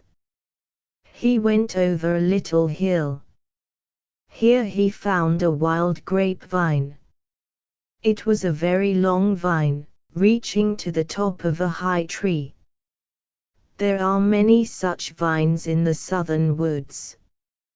Children cut such vines off near the roots. Then they use them for swings. Boone had swung on grapevines when he was a boy. He now thought of a way to break his tracks. He cut the wild grapevine off near the root. Then he took hold of it. He sprang out into the air with all his might. The great swing carried him far out as it swung. Then he let go. He fell to the ground, and then he ran away in a different direction from that in which he had been going. When the Indians came to the place, they could not find his tracks. They could not tell which way he had gone. He got to his cabin in safety. Boone had now been alone for many months. His brother did not get back at the time he had set for coming. Boone thought that his brother might have been killed. Boone had not tasted anything but meat since he left home. He had to get his food by shooting animals in the woods. By this time he had hardly any powder or bullets left. Illustration: Boone on the grapevine swing. One evening he sat by his cabin. He heard someone coming. He thought that it might be Indians. He heard the steps of horses. He looked through the trees. He saw his brother riding on one horse, and leading another. The other horse was loaded with powder and bullets and clothes, and other things that Boone needed. Daniel Boone's daughter and her friends. Daniel Boone and his brother picked out a good place in Kentucky to settle. Then they went home to North Carolina. They took with them such things as were curious and valuable. These were the skins of animals they had killed, and no doubt some of the heads and tails. Boone was restless.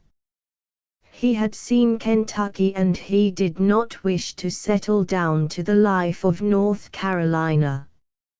In 2 years Boone sold his farm in North Carolina and set out for Kentucky. He took with him his wife and children and 2 brothers. Some of their neighbors went with them. They traveled by pack train. All their goods were packed on horses. When they reached the place on the Kentucky River that Boone had chosen for a home, they built a fort of log houses. These cabins all stood round a square.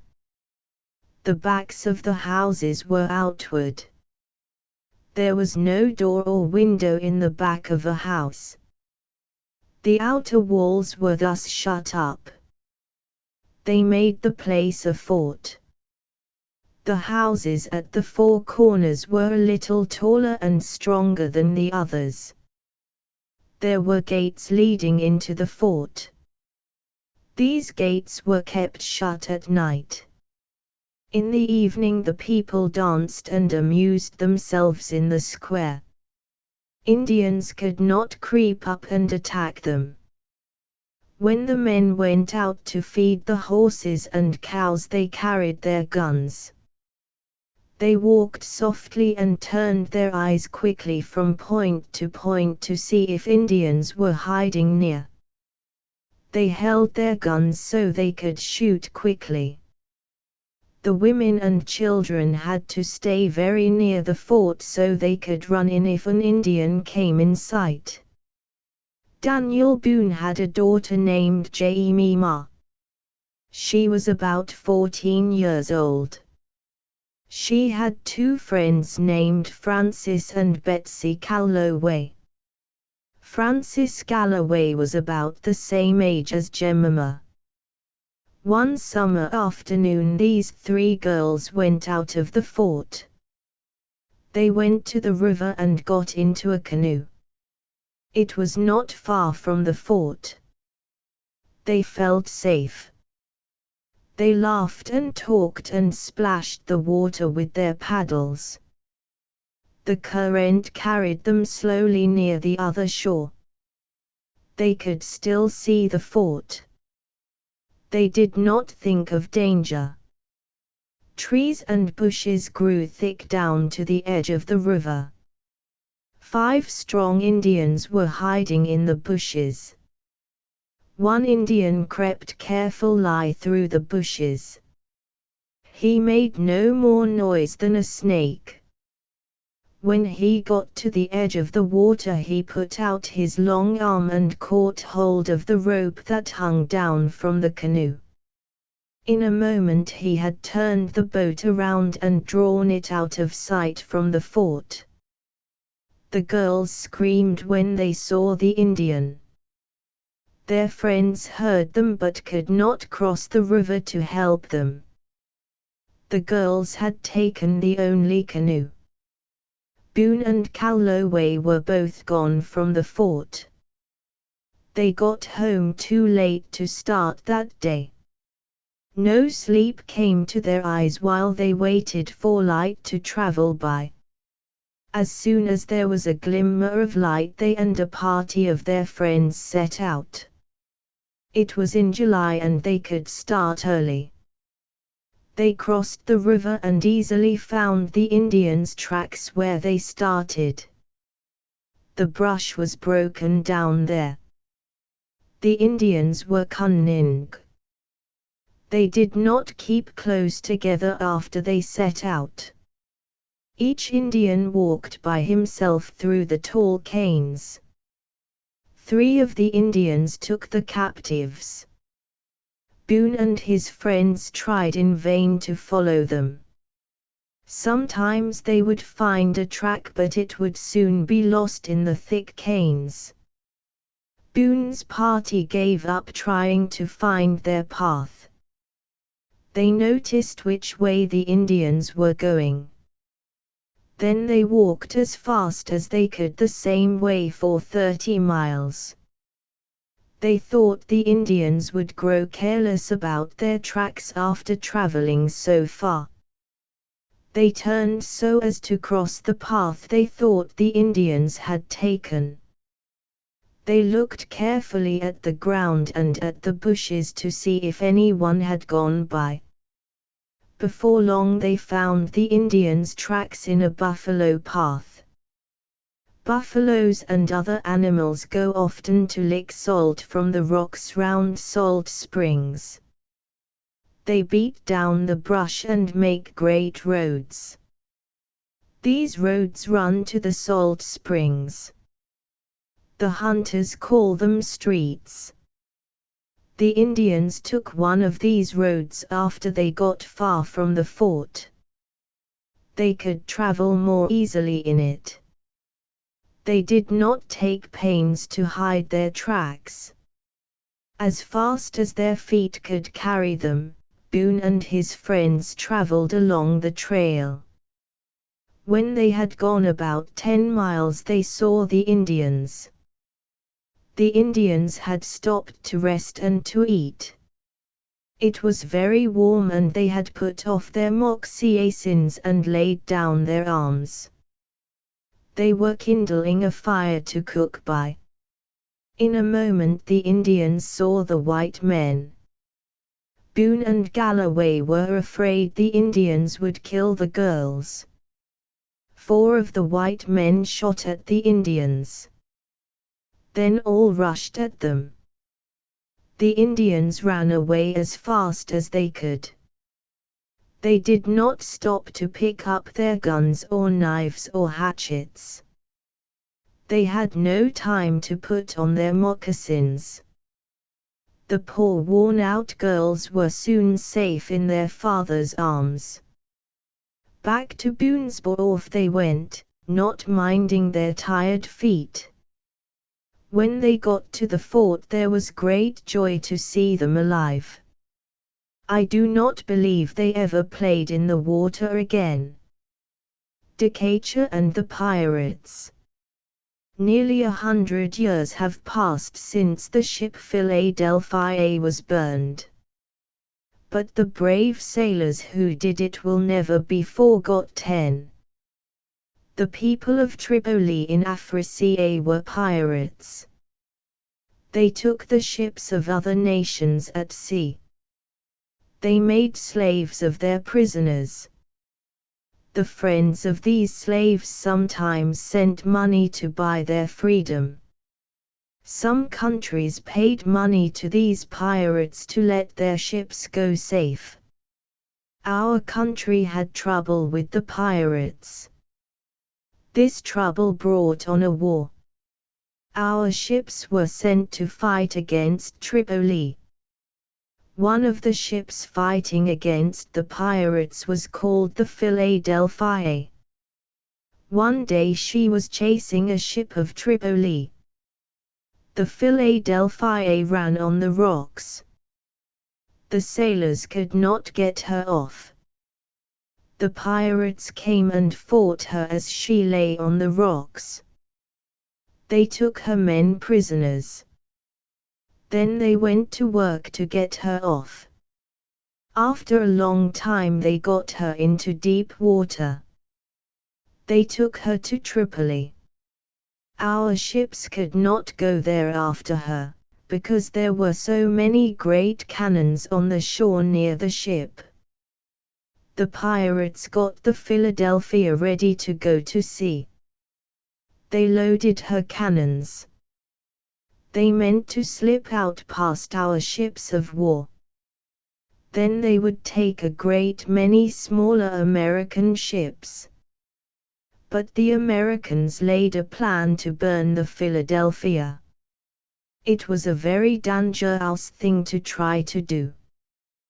The pirates had ships of war near the Philadelphia. They had great guns on the shore.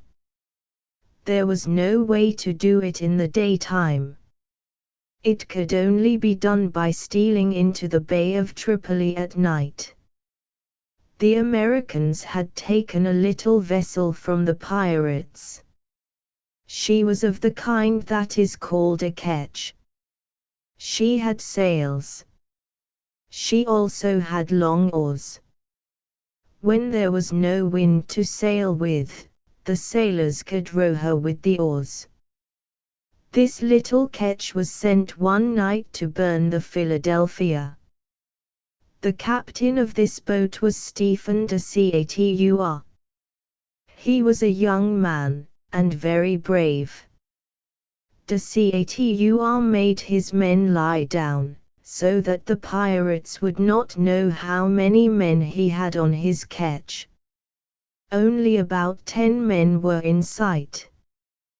The rest were lying hidden on the boat. They came near to the Philadelphia. It was about 10 o'clock at night. The pirates called to them. The pilot of the ketch told them that he was from Malta. He told them that he had come to sell things to the people of Tripoli. He said that the ketch had lost her anchor. He asked them to let him tie her to the big ship till morning. The pirates sent out a rope to them. But when the ketch came nearer, the pirates saw that they had been fooled.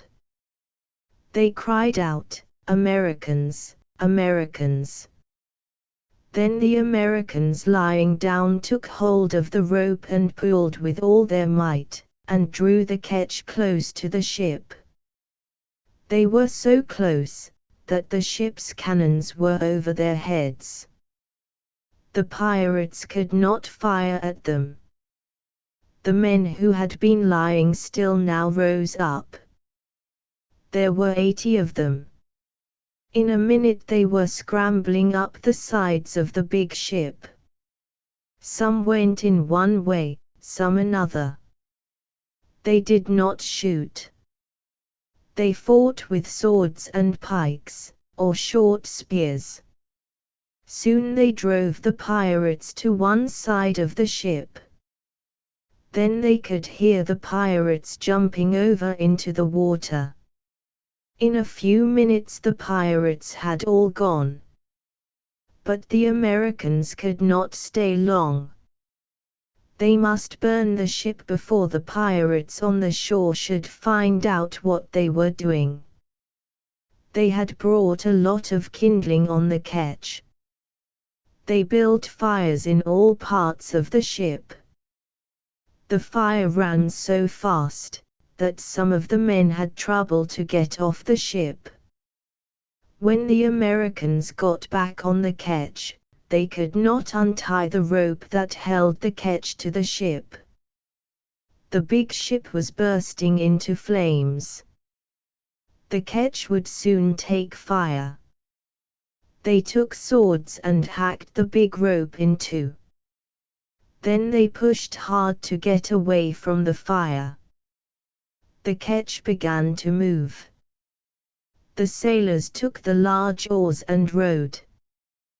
They were soon safe from the fire. All this they had done without any noise. But, now that they had got away, they looked back. The fire was shooting up toward the sky. The men stopped rowing, and they gave 3 cheers.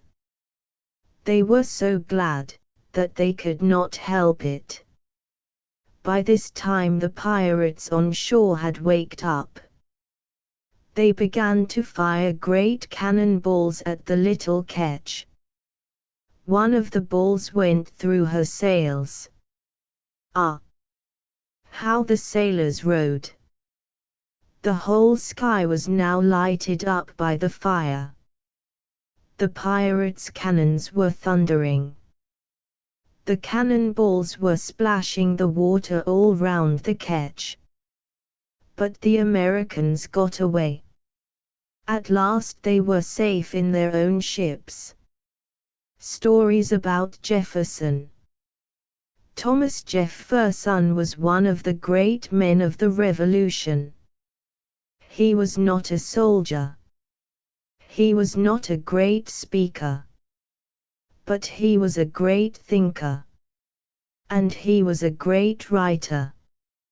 He wrote a paper that was the very beginning of the United States. It was a paper that said that we would be free from England, and be a country by ourselves. We call that paper the Declaration of Independence. When he was a boy, Jefferson was fond of boyish plays. But when he was tired of play, he took up a book. It pleased him to learn things. From the time when he was a boy he never sat down to rest without a book. At school he learned what other boys did. But the difference between him and most other boys was this: he did not stop with knowing just what the other boys knew. Most boys want to learn what other boys learn. Most girls would like to know what their schoolmates know. But Jefferson wanted to know a great deal more. As a young man, Jefferson knew Latin and Greek. He also knew French and Spanish and Italian. He did not talk to show off what he knew. He tried to learn what other people knew. When he talked to a wagon maker, he asked him about such things as a wagon maker knows most about. He would sometimes ask how a wagon maker would go to work to make a wheel. When Jefferson talked to a learned man, he asked him about those things that this man knew most about. When he talked with Indians, he got them to tell him about their language. That is the way he came to know so much about so many things. Whenever anybody told him anything worthwhile, he wrote it down as soon as he could. One day Jefferson was traveling. He went on horseback. That was a common way of traveling at that time. He stopped at a country tavern. At this tavern he talked with a stranger who was staying there. After a while Jefferson rode away. Then the stranger said to the landlord, "Who is that man? He knew so much about law, that I was sure he was a lawyer. But when we talked about medicine, he knew so much about that I thought he must be a doctor. And after a while he seemed to know so much about religion, that I was sure he was a minister. Who is he?" The stranger was very much surprised to hear that the man he had talked with was Thomas Jefferson. Jefferson was a very polite man. One day his grandson was riding with him. They met a Negro. The Negro lifted his cap and bowed. Jefferson bowed to the Negro. But his grandson did not think it worthwhile to bow. Then Jefferson said to his grandson, "Do not let a poor Negro be more of a gentleman than you are." In the Declaration of Independence, Jefferson wrote these words, "All men are created equal." He also said that the poor man had the same right as the rich man to live, and to be free, and to try to make himself happy. A long journey.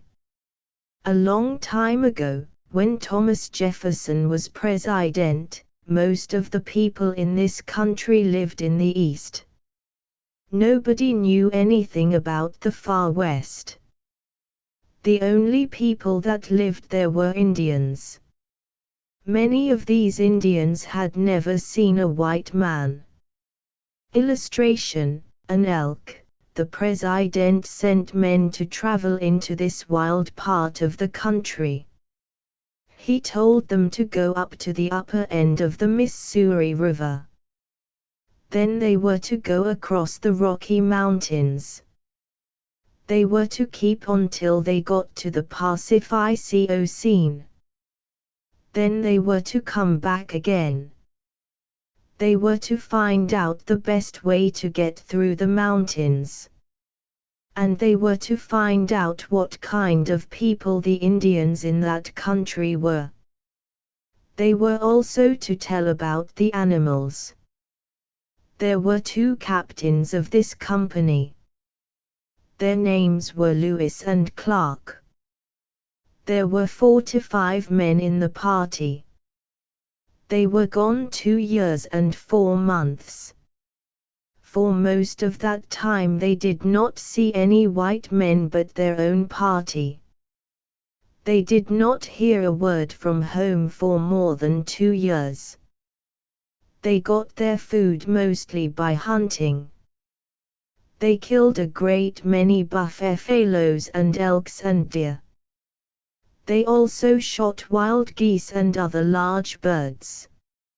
Sometimes they had nothing but fish to eat. Sometimes they had to eat wolves. When they had no other meat, they were glad to buy dogs from the Indians and eat them. Sometimes they ate horses. They became fond of the meat of dogs and horses. When they were very hungry, they had to live on roots if they could get them. Some of the Indians made a kind of bread out of roots. The white men bought this when they could not get meat. But there were days when they did not have anything to eat. They were very friendly with the Indians. One day some of the men went to make a visit to an Indian village. The Indians gave them something to eat. In the Indian wigwam where they were, there was a head of a dead buffalo. When dinner was over, the Indians filled a bowl full of meat. They set this down in front of the head. Then they said to the head, "Eat that." Illustration: feeding the spirit of the buffalo. The Indians believed that, if they treated this buffalo head politely, the live buffaloes would come to their hunting ground. Then they would have plenty of meat. They think the spirit of the buffalo is a kind of a god. They are very careful to please this god. Captain Clark's burning glass. The Indians among whom Captain Clark and Captain Lewis traveled had many strange ways of doing things. They had nothing like our matches for making fire. One tribe of Indians had this way of lighting a fire. An Indian would lay down a dry stick. He would rub this stick with the end of another stick. After a while this rubbing would make something like sawdust on the stick that was lying down. The Indian would keep on rubbing till the wood grew hot. Then the fine wood dust would smoke. Then it would burn. The Indian would put a little kindling wood on it. Soon he would have a large fire. In that time the white people had not yet found out how to make matches. They lighted a fire by striking a piece of flint against a piece of steel. This would make a spark of fire. By letting this spark fall on something that would burn easily, they started a fire. White men had another way of lighting a fire when the sun was shining. They used what was called a burning glass. This was a round piece of glass. It was thick in the middle, and thin at the edge. When you held up a burning glass in the sun, it drew the sun's heat so as to make a little hot spot. If you put paper under this spot of hot sunshine, it would burn. Men could light the tobacco in their pipes with one of these glasses. Captain Clark had something funny happen to him on account of his burning glass. He had walked ahead of the rest of his men. He sat down on a rock. There were some Indians on the other side of the river. They did not see the captain. Captain Clark saw a large bird called a crane flying over his head. He raised his gun and shot it. Illustration: cranes. The Indians on the other side of the river had never seen a white man in their lives. They had never heard a gun. They used bows and arrows. They heard the sound of Clark's gun. They looked up and saw the large bird falling from the sky. It fell close to where Captain Clark sat. Just as it fell, they caught sight of Captain Clark sitting on the rocks. They thought they had seen him fall out of the sky. They thought that the sound of his gun was a sound like thunder that was made when he came down. The Indians all ran away as fast as they could. They went into their wigwams and closed them. Captain Clark wished to be friendly with them. So he got a canoe and paddled to the other side of the river. He came to the Indian houses. He found the flaps which they use for doors shut. He opened one of them and went in. The Indians were sitting down, and they were all crying and trembling. Among the Indians the sign of peace is to smoke together. Captain Clark held out his pipe to them. That was to say, I am your friend. He shook hands with them and gave some of them presents. Then they were not so much afraid. Illustration: lighting a pipe with a burning glass dot. He wished to light his pipe for them to smoke. So he took out his burning glass. He held it in the sun. He held his pipe under it.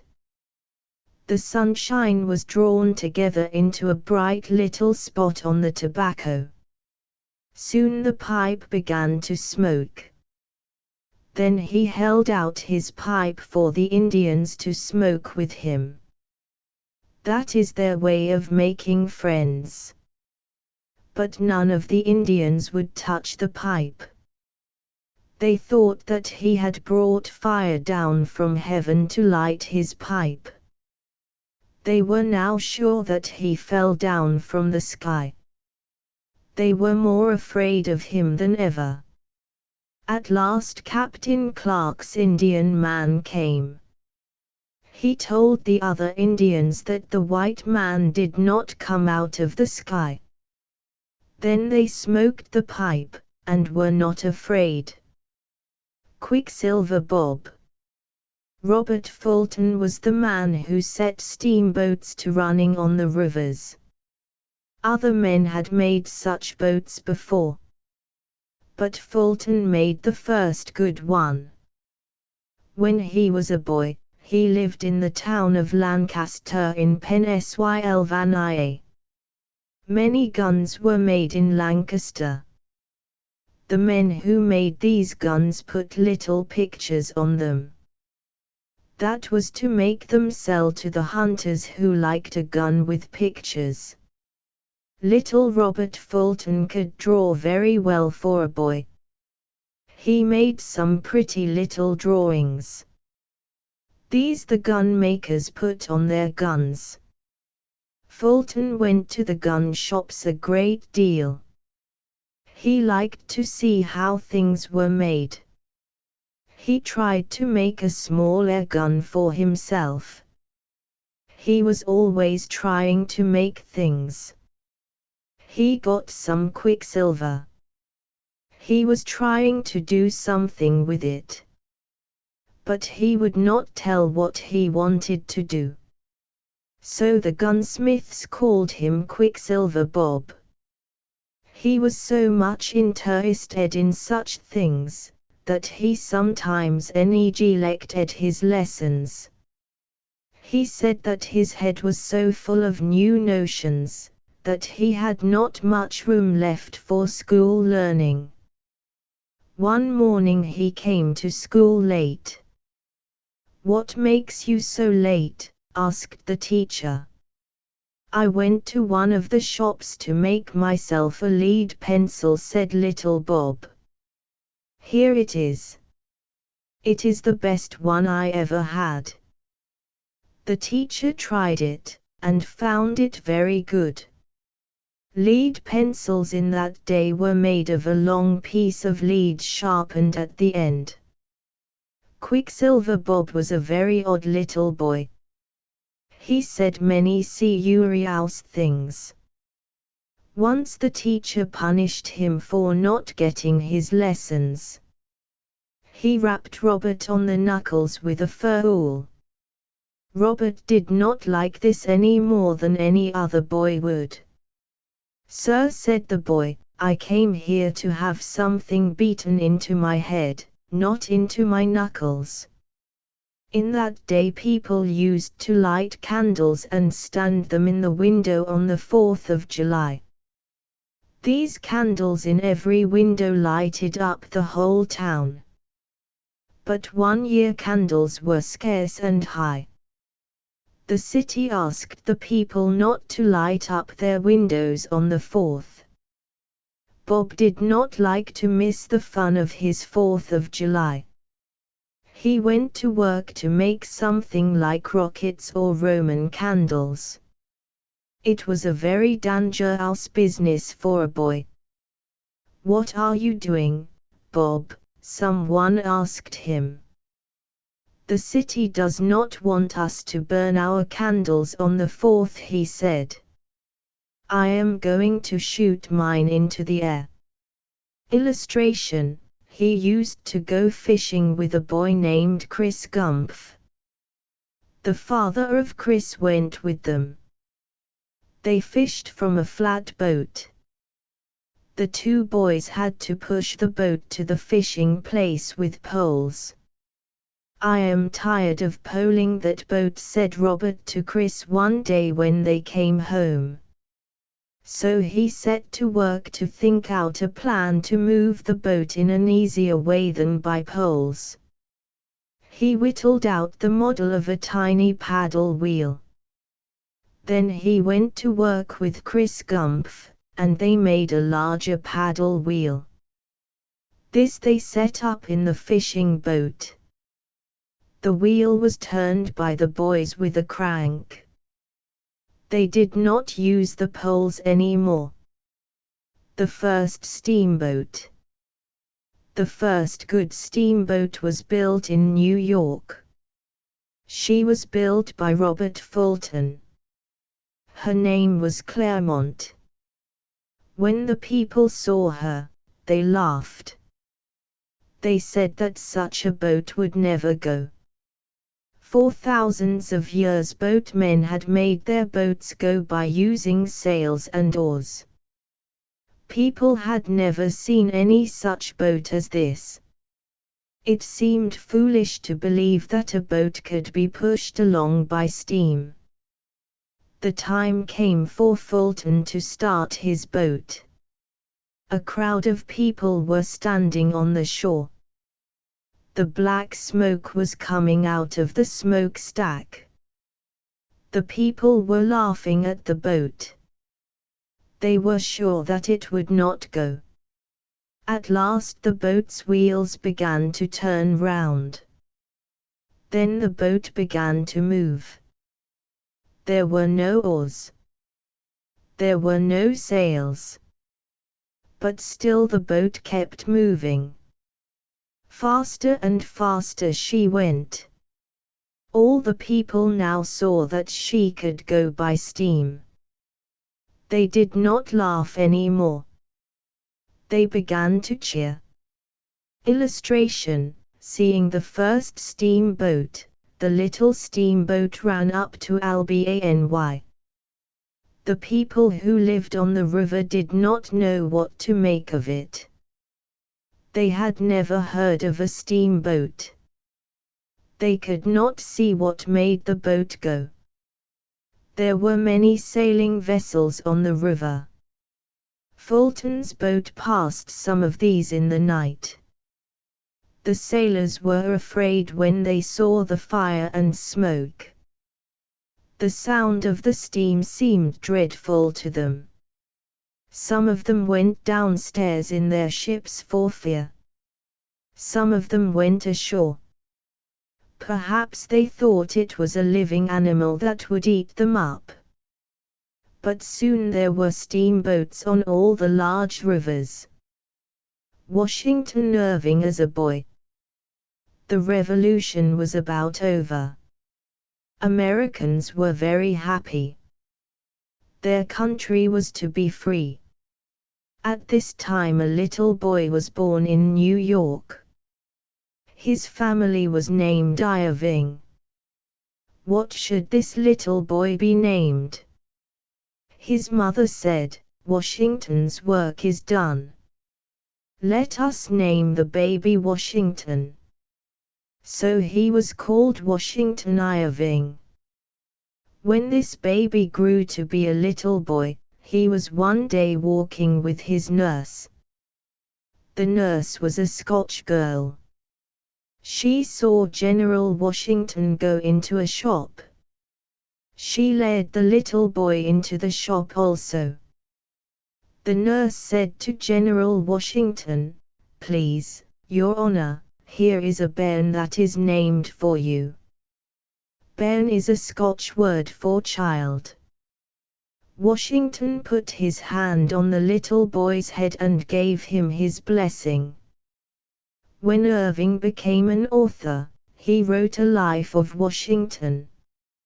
Little Irving was a merry, playful boy. He was full of mischief.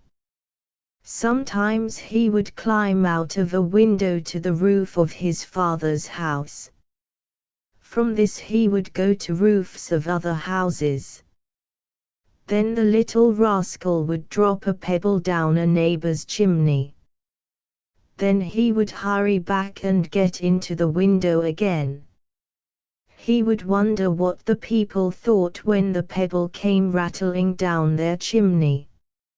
Of course he was punished when his tricks were found out. But he was a favorite with his teacher. With all his faults, he would not tell a lie. The teacher called the little fellow General. Illustration, Irving in mischief. In those days naughty schoolboys were whipped. Irving could not bear to see another boy suffer. When a boy was to be whipped, the girls were sent out. Irving always asked the schoolmaster to let him go out with the girls. Like other boys, Irving was fond of stories.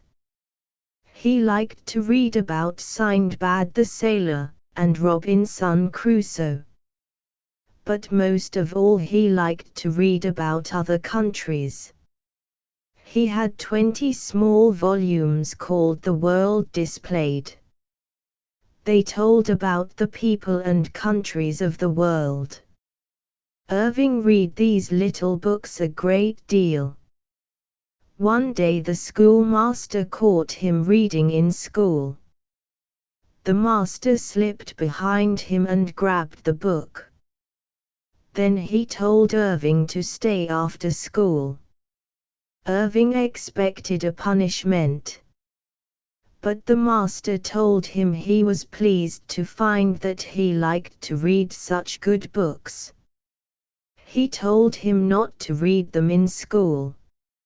Reading about other countries made Irving wish to see them. He thought he would like to travel. Like other wild boys, he thought of running away. He wanted to go to sea. But he knew that sailors had to eat salt pork. He did not like salt pork. He thought he would learn to like it. When he got a chance, he ate pork. And sometimes he would sleep all night on the floor. He wanted to get used to a hard bed. But the more he ate pork, the more he disliked it. And the more he slept on the floor, the more he liked a good bed. So he gave up his foolish notion of being a sailor boy. Someday you will read Irving's sketchbook. You will find some famous stories in it. There is the story of Rip Van Winkle, who slept 20 years. And there is the funny story of the headless horseman. When you read these amusing stories, you will remember the playful boy who became a great author. Illustration, Rip Van Winkle wakes up. Don't give up the ship. Fred was talking to his sister one day. He said, "Alice, what makes people say, 'Don't give up the ship'?" Alice said, "I don't know. That's what the teacher said to me yesterday when I thought that I could not get my lesson." "Yes," said Fred, "and that's what Father said to me. I told him I never could learn to write well. He only said, 'You must not give up the ship, my boy.'" "I haven't any ship to give up," said Alice. "And what has a ship to do with my writing?" said Fred. "There must be some story about a ship," Alice said. "Maybe Grandfather would know," said Fred. "Let's ask him." They found their grandfather writing in the next room. They did not wish to disturb him. They turned to leave the room. But Grandfather looked up just then. He smiled, and laid down his pen. "Did you want something?" he asked. "We wanted to ask you a question," said Alice. "We want to know why people say, 'Don't give up the ship.' We thought maybe there is a story to it," said Fred. "Yes, there is," said their grandfather. "And I know a little rhyme that tells the story." "Could you say it to us?" asked Alice. "Yes, if I can think of it. Let me see. How does it begin?" Grandfather leaned his head back in the chair. He shut his eyes for a moment. He was trying to remember. "Oh, now I remember it," he said. Then he said to them these little verses. Grandfather's rhyme. "When I was but a boy, I heard the people tell how gallant Captain Lawrence so bravely fought and fell. The ships lay close together, I heard the people say, and many guns were roaring upon that battle day. A grape shot struck the captain, he laid him down to die. They say the smoke of powder made dark the sea and sky. The sailors heard a whisper upon the captain's lip. The last command of Lawrence was, 'Don't give up the ship.' And ever since that battle the people like to tell how gallant Captain Lawrence so bravely fought and fell. When disappointment happens, and fear your heart annoys, be brave, like Captain Lawrence, and don't give up, my boys." The Star-Spangled Banner. Everybody in the United States has heard the song about the Star-Spangled Banner. Nearly everybody has sung it. It was written by Francis Scott Key. Key was a young lawyer.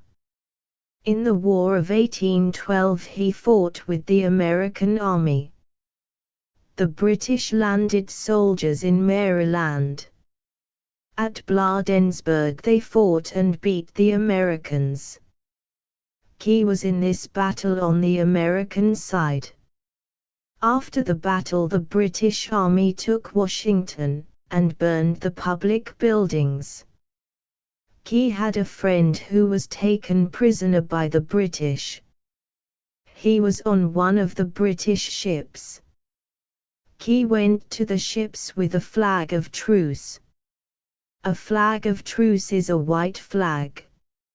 It is carried in war when one side sends a message to the other. When Key got to the British ships, they were sailing to Baltimore. They were going to try to take Baltimore. The British commander would not let Key go back. He was afraid that he would let the Americans know where the ships were going. Key was kept a kind of prisoner while the ships attacked Baltimore. The ships tried to take the city by firing at it from the water. The British Army tried to take the city on the land side. The ships did their worst firing at night. They tried to take the little fort near the city. Key could see the battle. He watched the little fort. He was afraid that the men in it would give up. He was afraid that the fort would be broken down by the cannonballs. The British fired bomb shells and rockets at the fort. When these burst, they made a light. By this light Key could see that the little fort was still standing. He could see the flag still waving over it. He tells this in his song in these words, "And the rocket's red glare, the bombs bursting in air gave proof through the night that our flag was still there." Illustration: But after many hours of fighting the British became discouraged. They found that they could not take the city. The ships almost ceased to fire. Key did not know whether the fort had been knocked down or not. He could not see whether the flag was still flying or not. He thought that the Americans might have given up. He felt what he wrote in the song, "Oh, say, does that star-spangled banner yet wave o'er the land of the free, and the home of the brave?" When the break of day came, Key looked toward the fort. It was still standing. There was a flag flying over it. It grew lighter. He could see that it was the American flag. His feelings are told in 2 lines of the song, "'Tis the star-spangled banner, oh, long may it wave o'er the land of the free, and the home of the brave." Key was full of joy. He took an old letter from his pocket. The back of this letter had no writing on it. Here he wrote the song about the Star-Spangled Banner. The British commander now let Key go ashore. When he got to Baltimore, he wrote out his song. He gave it to a friend. This friend took it to a printing office. But the printers had all turned soldiers. They had all gone to defend the city. Illustration: There was one boy left in the office. He knew how to print. He took the verses and printed them on a broad sheet of paper. The printed song was soon in the hands of the soldiers around Baltimore. It was sung in the streets. It was sung in the theaters. It traveled all over the country. Everybody learned to sing, "Then conquer we must, for our cause it is just, and this be our motto, in God is our trust, and the star-spangled banner in triumph shall wave o'er the land of the free, and the home of the brave." How Audubon came to know about birds. John James Audubon knew more about the birds of this country than any man had ever known before. He was born in the state of Louisiana. His father took him to France when he was a boy. He went to school in France. The little John James was fond of studying about wild animals. But most of all he wished to know about birds. Seeing that the boy liked such things, his father took pains to get birds and flowers for him. While he was yet a boy at school, he began to gather birds and other animals for himself. He learned to skin and stuff them.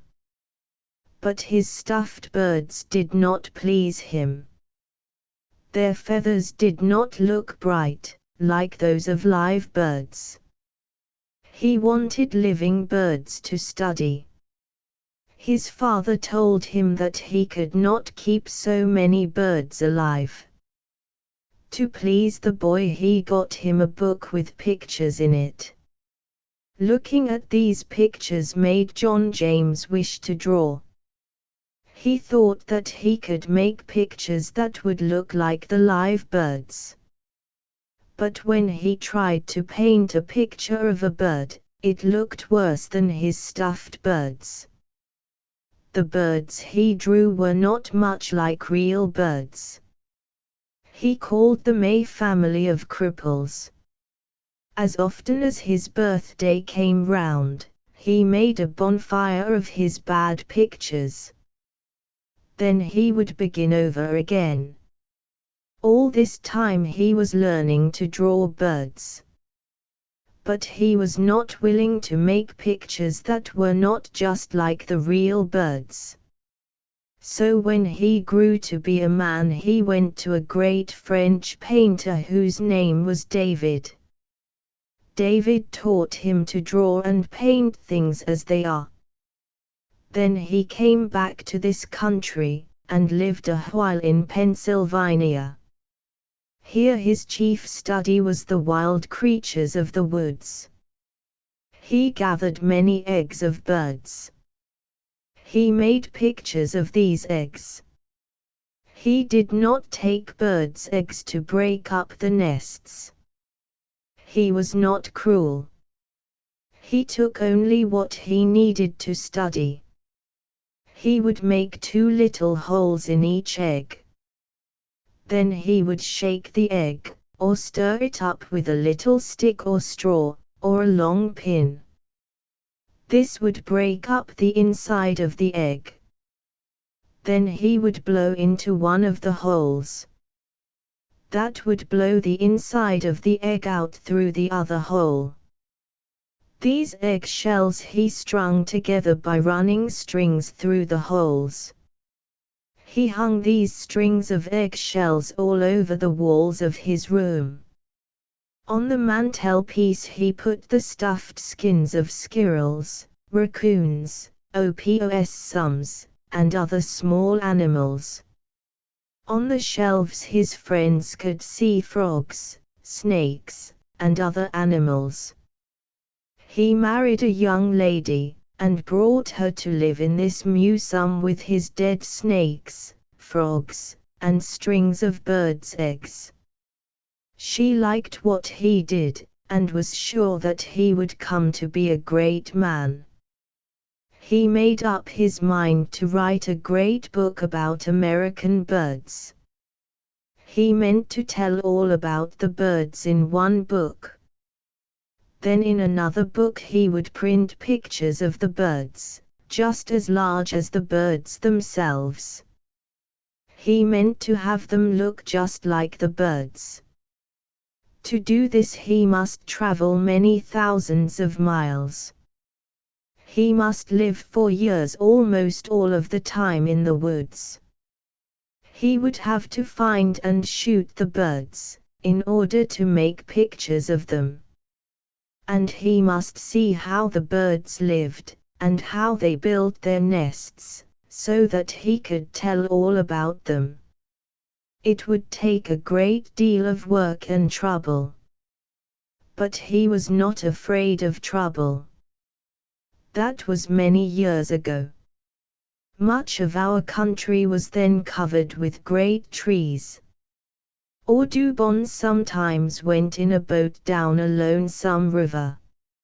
Sometimes he rode on horseback. Often he had to travel on foot through woods where there were no roads. Many a time he had to sleep out of doors. He lost his money and became poor. Sometimes he had to paint portraits to get money to live on.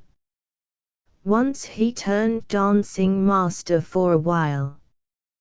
But he did not give up his great idea.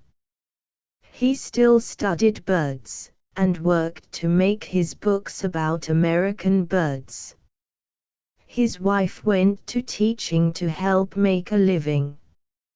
After years of hard work, he made paintings of nearly 1,000 birds.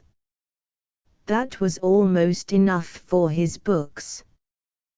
But, while he was traveling, 2 large rats got into the box in which he kept his pictures. They cut up all his paintings with their teeth, and made a nest of the pieces. This almost broke his heart for a while.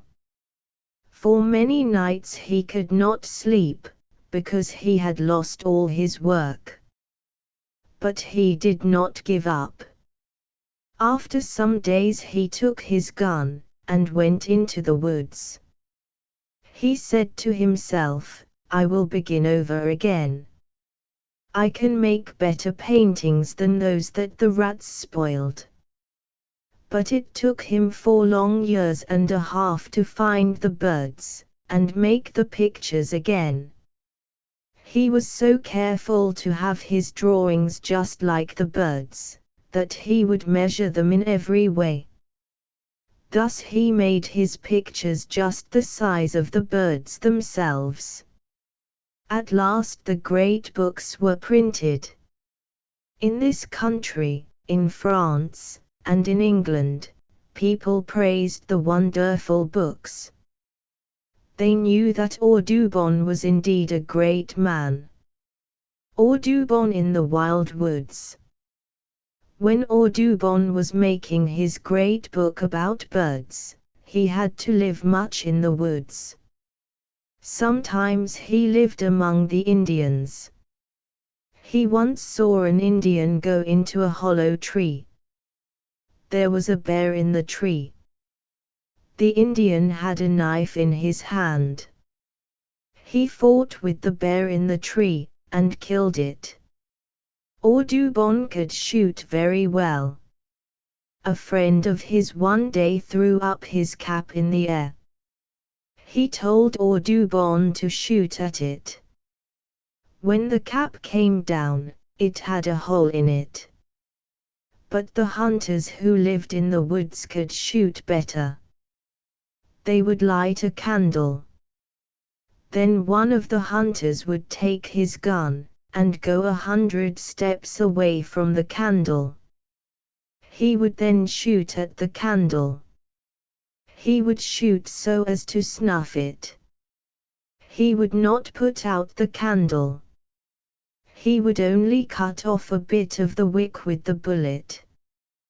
But he would leave the candle burning. Illustration: snuffing the candle.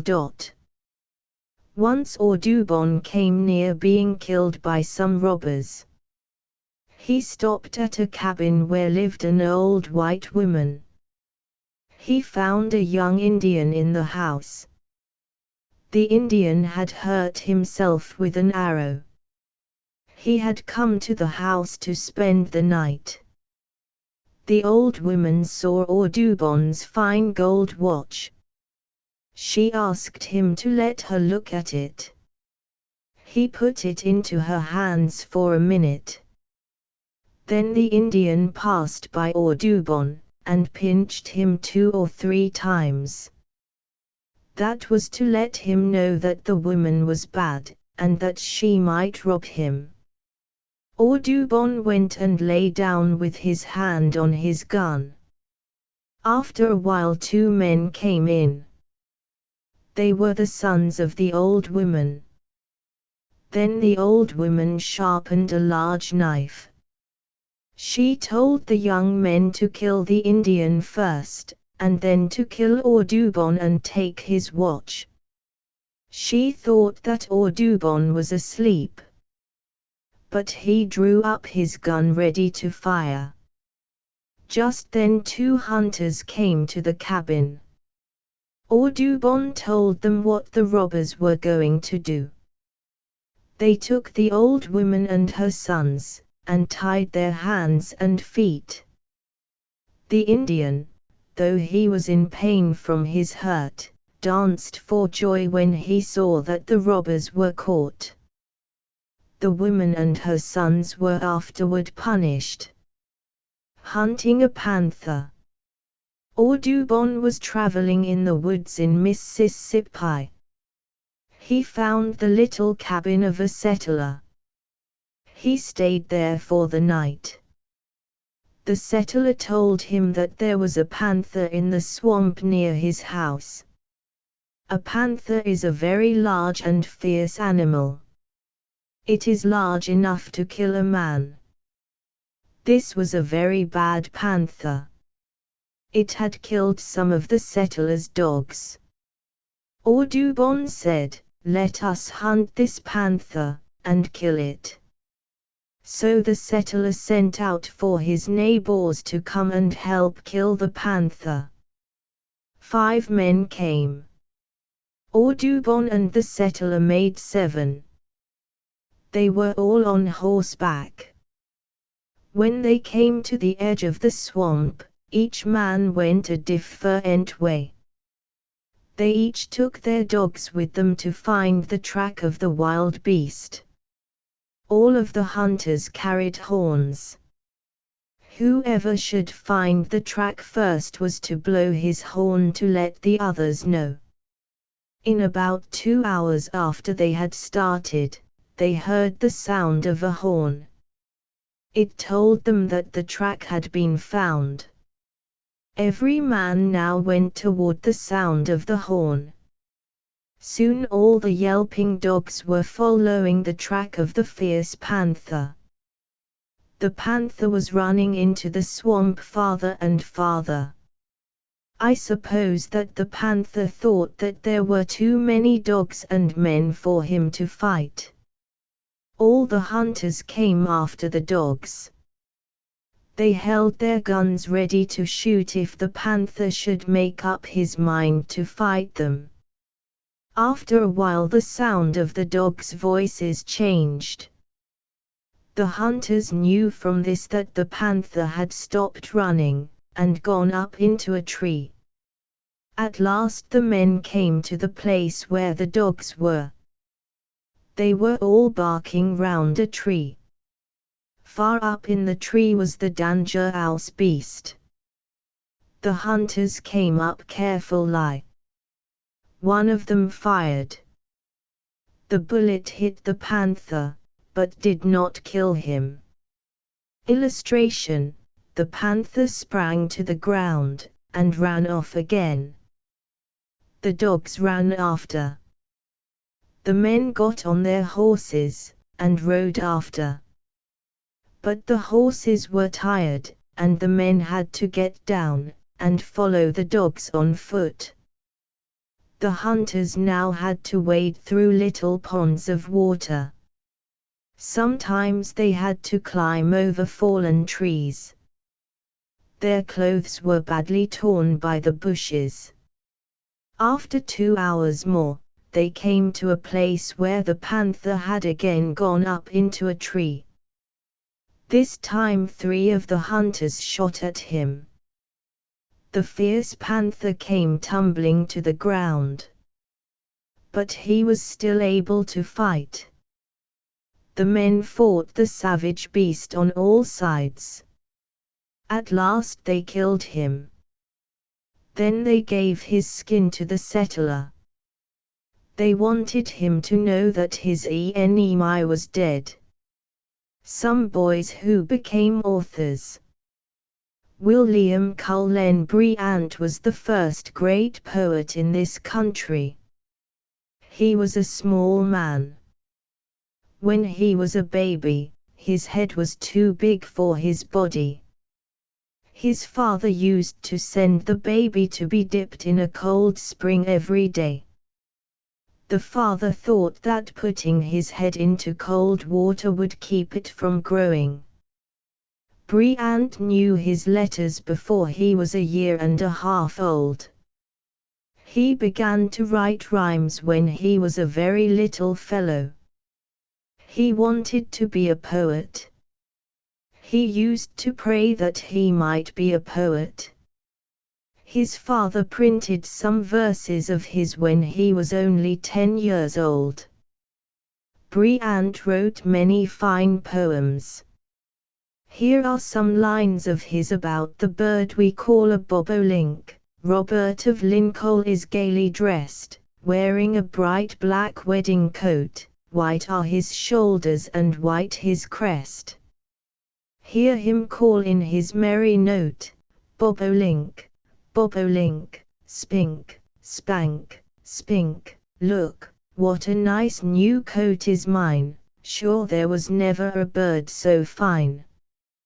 Chee, chee, chee. Illustration: Hawthorne was one of our greatest writers of stories. He was a pretty boy with golden curls. He was fond of all the great poets, and he read Shakespeare and Milton and many other poets as soon as he was old enough to understand them. Hawthorne grew up a very handsome young fellow. One day he was walking in the woods. He met an old gypsy woman. She had never seen anybody so fine-looking. "Are you a man, or an angel?" she asked him. Some of Hawthorne's best books are written for girls and boys. One of these is called The Wonder Book. Another of his books for young people is Tangley Tales. Prescott wrote beautiful histories. When Prescott was a boy, a schoolmate threw a crust of bread at him. It hit him in the eye. He became almost blind. He had to do his writing with a machine. This machine was made for the use of the blind. There were no typewriters in those days. It was hard work to write his to a without good eyes. But Prescott did not give up. He had a man to read to him. It took him 10 years to write his first book. When Prescott had finished his book, he was afraid to print it. But his father said, "The man who writes a book, and is afraid to print it, is a coward." Then Prescott printed his book. Everybody praised it. When you are older, you will like to read his histories. Dr. Holmes, the poet, was a boy full of fancies. He lived in an old house. Soldiers had stayed in the house at the time of the Revolution. The floor of one room was all battered by the butts of the soldiers' muskets. Illustration: Little Oliver Holmes used to think he could hear soldiers in the house. He thought he could hear their spurs rattling in the dark passages. Sometimes he thought he could hear their swords clanking. The little boy was afraid of a sign that hung over the sidewalk. It was a great, big, wooden hand. It was the sign of a place where gloves were made. This big hand swung in the air.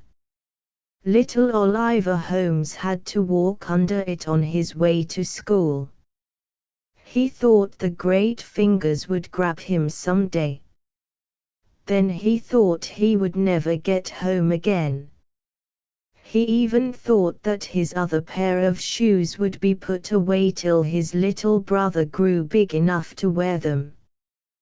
But the big wooden hand never caught him. Here are some verses that Dr. Holmes wrote about a very old man. My grandmamma has said, poor old lady, she is dead long ago, that he had a Roman nose, and his cheek was like a rose in the snow. But now his nose is thin, and it rests upon his chin like a staff, and a crook is in his back, and a melancholy crack in his laugh. I know it is a sin for me to sit and grin at him here, but the old three-cornered hat, and the breeches, and all that, are so queer. And if I should live to be the last leaf upon the tree in the spring, Let them smile, as I do now, at the old forsaken bough where I cling. Illustration: Daniel Webster and his brother. Daniel Webster was a great statesman. As a little boy he was called Little Black Dan. When he grew larger, he was thin and sickly looking. But he had large, dark eyes. People called him All Eyes. He was very fond of his brother Ezekiel. Ezekiel was a little older than Daniel. Both the boys had fine minds. They wanted to go to college. But their father was poor. Daniel had not much strength for work on the farm. So little All Eyes was sent to school, and then to college. Ezekiel stayed at home, and worked on the farm. While Daniel was at school, he was unhappy to think that Ezekiel could not go to college also. He went home on a visit. He talked to Ezekiel about going to college. The brothers talked about it all night. The next day Daniel talked to his father about it. The father said he was too poor to send both of his sons to college. He said he would lose all his little property if he tried to send Ezekiel to college. But he said that, if their mother and sisters were willing to be poor, he would send the other son to college. So the mother and sisters were asked. It seemed hard to risk the loss of all they had. It seemed hard not to give Ezekiel a chance. They all shed tears over it. The boys promised to take care of their mother and sisters if the property should be lost. Then they all agreed that Ezekiel should go to college too. Daniel taught school while he was studying. That helped to pay the expenses. After Daniel was through his studies in college, he taught a school in order to help his brother. When his school closed, he went home. On his way he went round to the college to see his brother. Finding that Ezekiel needed money, he gave him $100. He kept but $3 to get home with. The father's property was not sold. The two boys helped the family. Daniel soon began to make money as a lawyer. He knew that his father was in debt. He went home to see him. He said, "Father, I am going to pay your debts." The father said, "You cannot do it, Daniel. You have not money enough." "I can do it," said Daniel, "and I will do it before Monday evening." When Monday evening came round, the father's debts were all paid. When Daniel became a famous man, it made Ezekiel very happy. But Ezekiel died first. When Daniel Webster made his greatest speech, all the people praised him. But Webster said, "I wish that my poor brother had lived to this time. It would have made him very happy." Webster and the Poor Woman. When Daniel Webster was a young lawyer, he was going home one night. There was snow on the ground. It was very cold. It was late, and there was nobody to be seen. But after a while he saw a poor woman. She was ahead of him. He wondered what had brought her out on so cold a night. Sometimes she stopped and looked around. Then she would stand and listen. Then she would go on again. Illustration: Webster and the poor woman. Webster kept out of her sight. But he watched her. After looking around, she turned down the street in which Webster lived. She stopped in front of Webster's house. She looked around and listened. Webster had put down some loose boards to walk on. They reached from the gate to the door of his house. After standing still a minute, the woman took one of the boards, and went off quickly. Webster followed her. But he kept out of her sight. She went to a distant part of the town. She went into a poor little house. Webster went home without saying anything to the woman. He knew that she had stolen the board for firewood. The next day the poor woman got a present. It was a nice load of wood. Can you guess who sent it to her? The India rubber man. Many years ago a strange-looking man was sometimes seen in the streets of New York. His cap was made of India rubber. So was his coat. He wore a rubber waistcoat. Even his cravat was of India rubber. He wore rubber shoes in dry weather. People called this man the India rubber man. His name was Charles Goodyear. He was very poor. He was trying to find out how to make India rubber useful. India rubber trees grow in South America. The juice of these trees is something like milk or cream. By drying this juice, India rubber is made. The Indians in Brazil have no glass to make bottles with.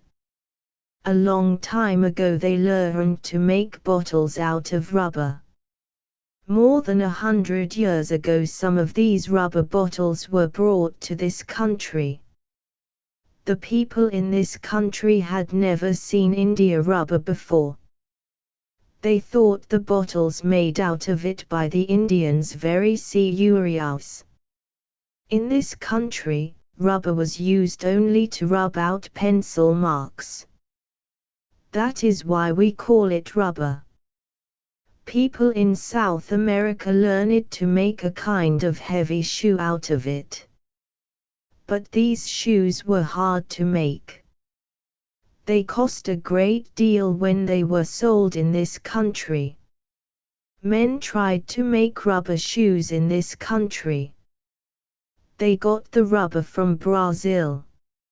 Rubber shoes made in this country were cheaper than those brought from South America. But they were not good. They would freeze till they were as hard as stones in winter. That was not the worst of it. In summer they would melt.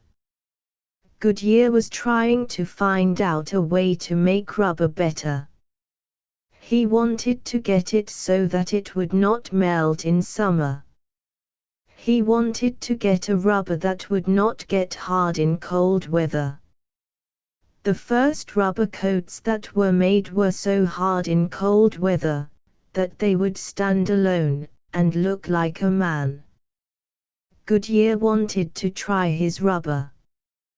That is why he wore a rubber coat and a rubber waistcoat and a rubber cravat. That is why he wore a rubber cap and rubber shoes when it was not raining. He made paper out of rubber, and wrote a book on it. He had a door plate made of it. He even carried a cane made of India rubber. It is no wonder people called him the India rubber man. He was very poor. Sometimes he had to borrow money to buy rubber with. Sometimes his friends gave him money to keep his family from starving. Sometimes there was no wood and no coal in the house in cold weather. But Goodyear kept on trying. He thought that he was just going to find out. Years went by, and still he kept on trying.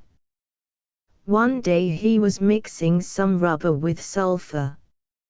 It slipped out of his hand. It fell on the hot stove. But it did not melt. Goodyear was happy at last. That night it was cold. Goodyear took the burned piece of rubber out of doors, and nailed it to the kitchen door.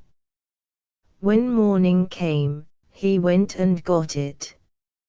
It had not frozen. He was now sure that he was on the right track. But he had to find out how to mix and heat his rubber and sulfur. He was too poor to buy rubber to try with. Nobody would lend him any more money. His family had to live by the help of his friends. He had already sold almost everything that he had.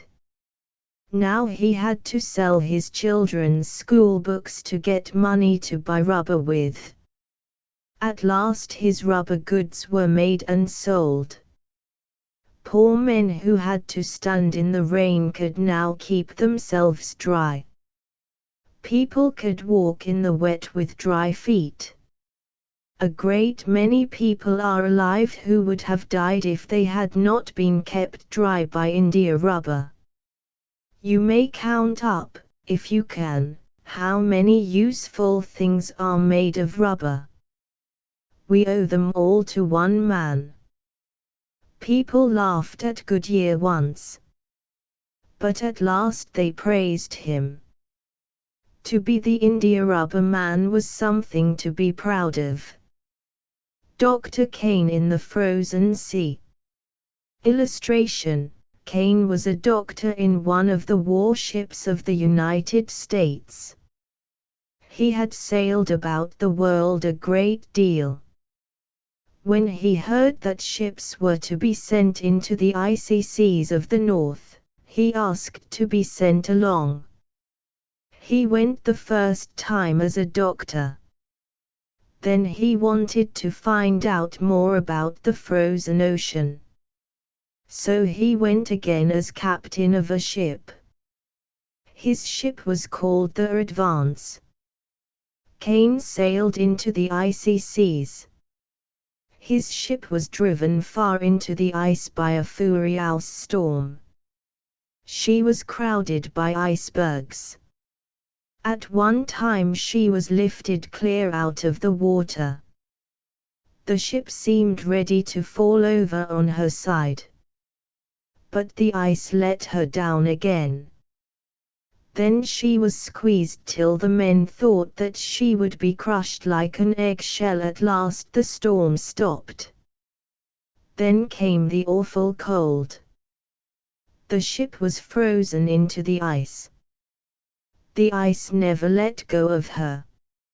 She was farther north than any ship had ever been before. But she was so fast in the ice that she never could get away. In that part of the world it is night nearly all winter. For months there was no sun at all. Daylight came again.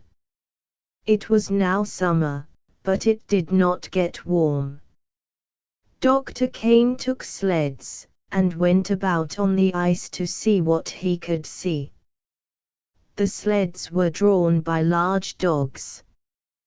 But nearly all of the dogs died in the long winter night. Illustration: a dog sled. Dr. Kane thought that the ice would melt. He wanted to get the ship out.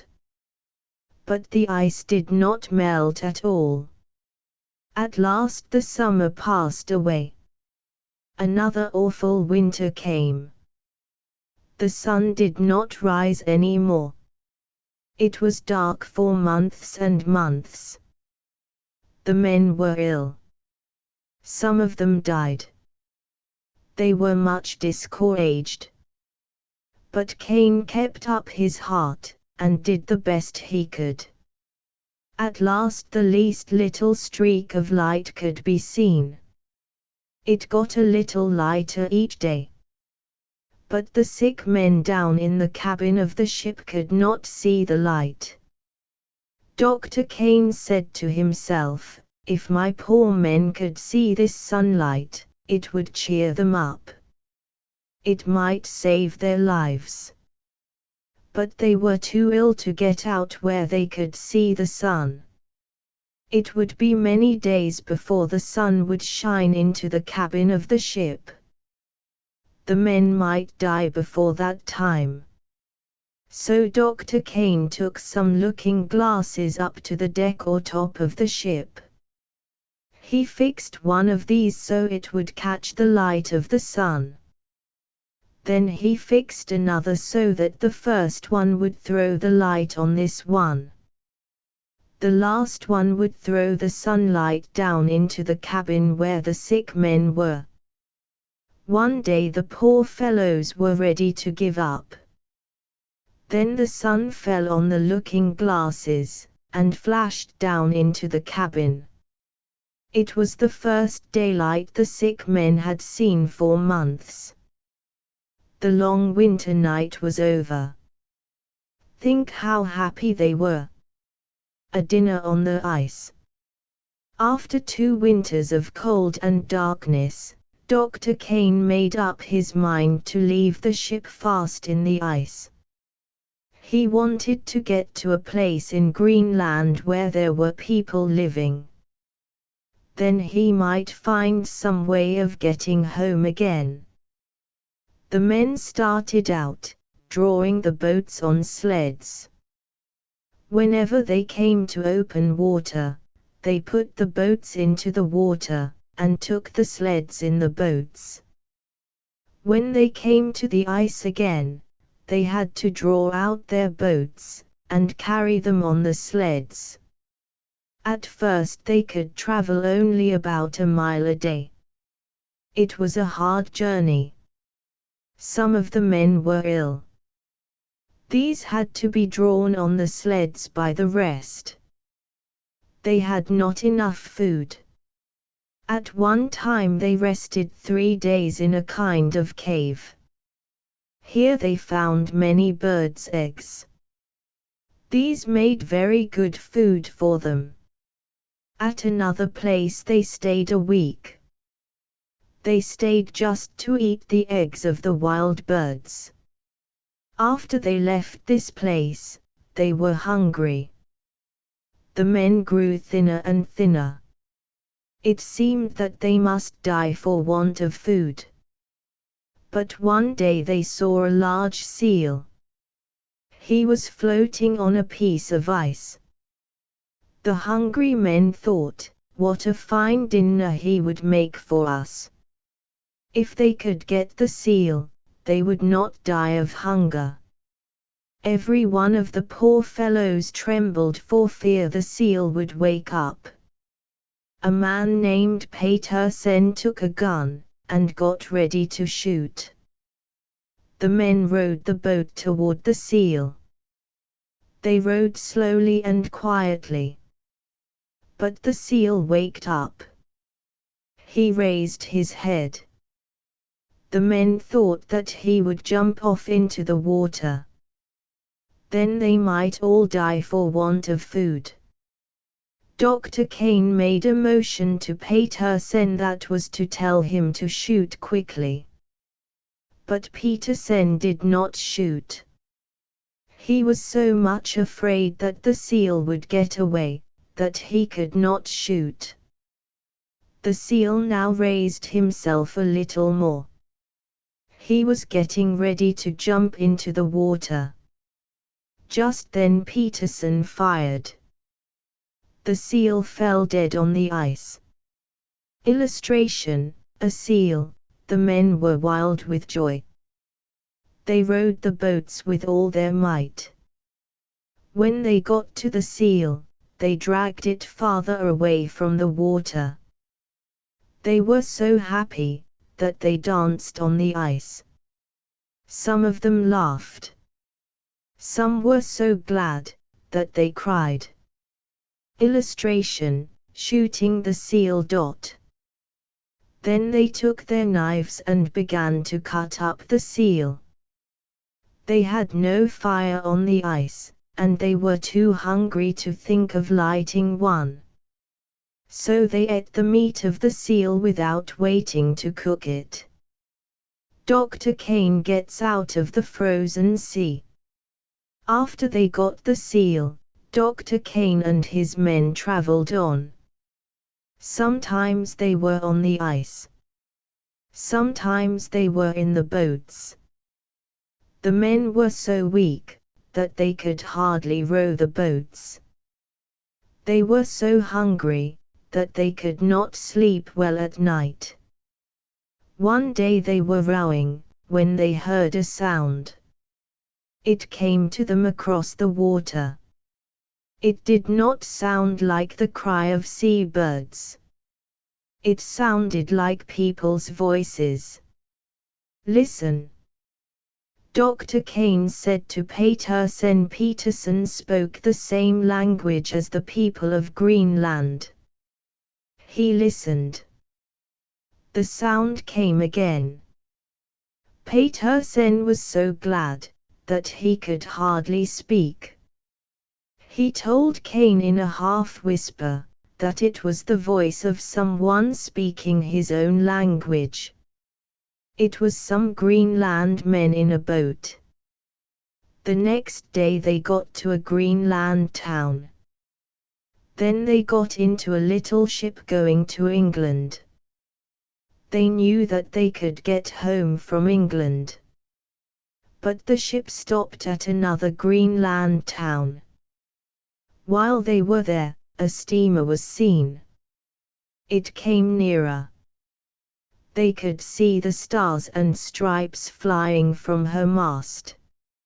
It was an American steamer sent to find Dr. Kane. Dr. Kane and his men were full of joy. They pushed their little boat into the water once more. This little boat was called the Faith. It had carried Kane and his men hundreds of miles in icy seas. Once more the men took their oars, and rowed. This time they rowed with all their might. They held up the little flag that they had carried farther north than anybody had ever been before. They rowed straight to the steamer. In the bow of the boat was a little man with a tattered red shirt. He could see that the captain of the boat was looking at him through a spyglass. The captain shouted to the little man, "Is that Dr. Kane?" The little man in the red shirt shouted back, "Yes." Dr. Kane and his men had been gone more than 2 years. People had begun to think that they had all died. This steamer had been sent to find out what had become of them. When the men on the steamer heard that this little man in the red shirt was Dr. Kane himself, they sent up cheer after cheer. In a few minutes more, Dr. Kane and his men were on the steamer. They were now safe among friends. They were sailing away toward their homes. Longfellow as a boy. Illustration: Longfellow and the bird. Longfellow was a noble boy. He always wanted to do right. He could not bear to see one person do any wrong to another. He was very tender-hearted. One day he took a gun and went shooting. He killed a robin. Then he felt sorry for the robin. He came home with tears in his eyes. He was so grieved that he never went shooting again. He liked to read Irving's sketchbook. Its strange stories about Sleepy Hollow and Rip Van Winkle pleased his fancy. When he was 13 he wrote a poem. It was about Lovewell's fight with the Indians. He sent his verses to a newspaper. He wondered if the editor would print them. He could not think of anything else. He walked up and down in front of the printing office. He thought that his poem might be in the printer's hands. When the paper came out, there was his poem. It was signed Henry. Longfellow read it. He thought it a good poem. But a judge who did not know whose poem it was talked about it that evening. He said to young Longfellow, "Did you see that poem in the paper? It was stiff. And all taken from other poets, too." This made Henry Longfellow feel bad. But he kept on trying. After many years, he became a famous poet. For more than 50 years, young people have liked to read his poem called A Psalm of Life. Here are 3 stanzas of it. Lives of great men all remind us we can make our lives sublime, and, departing, leave behind us footprints on the sands of time, footprints, that perhaps another, sailing o'er life's solemn main, a forlorn and shipwrecked brother, seeing, may take heart again. Let us, then, be up and doing, with a heart for any fate, still achieving, still pursuing, learn to labor and to wait. Kit Carson and the Bears. Great men of one kind are known only in new countries like ours. These men discover new regions. They know how to manage the Indians. They show other people how to live in a wild country. One of the most famous of such men was Kit Carson. He knew all about the wild animals. He was a great hunter. He learned the languages of the Indians. The Indians liked him. He was a great guide. He showed soldiers and settlers how to travel where they wished to go. Once he was marching through the wild country with other men. Evening came. He left the others, and went to shoot something to eat. It was the only way to get meat for supper. When he had gone about a mile, he saw the tracks of some elks. He followed these tracks. He came in sight of the elks. They were eating grass on a hill, as cows do. Kit Carson crept up behind some bushes. But elks are very timid animals. Before the hunter got very near, they began to run away. So Carson fired at one of them as it was running. The elk fell dead. But just at that moment he heard a roar. He turned to see what made this ugly noise. 2 huge bears were running toward him. They wanted some meat for supper, too. Kit Carson's gun was empty. He threw it down. Then he ran as fast as he could. He wanted to find a tree. Just as the bears were about to seize him, he got to a tree. He caught hold of a limb. He swung himself up into the tree. The bears just missed getting him.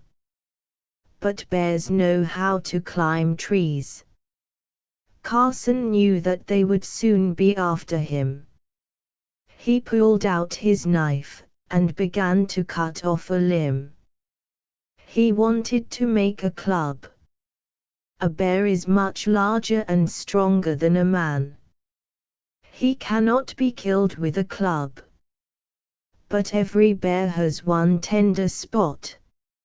It is his nose. He does not like to be hit on the nose. A sharp blow on the nose hurts him a great deal. Kit Carson got his club cut just in time.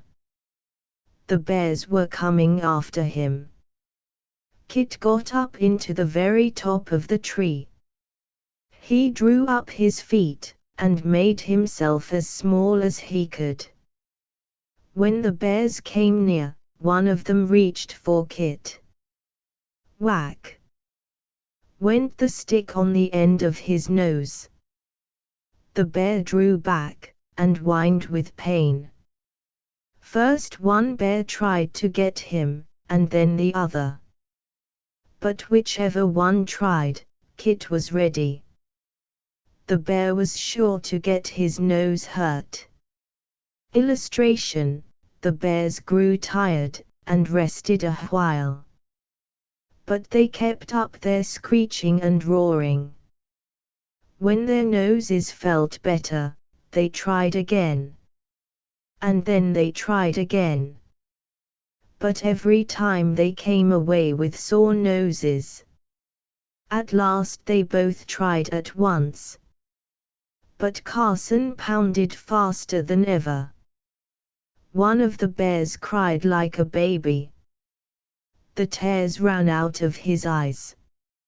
It hurt his feelings to have his nose treated in this rude way. After a long time one of the bears got tired. He went away. After a while the other went away too.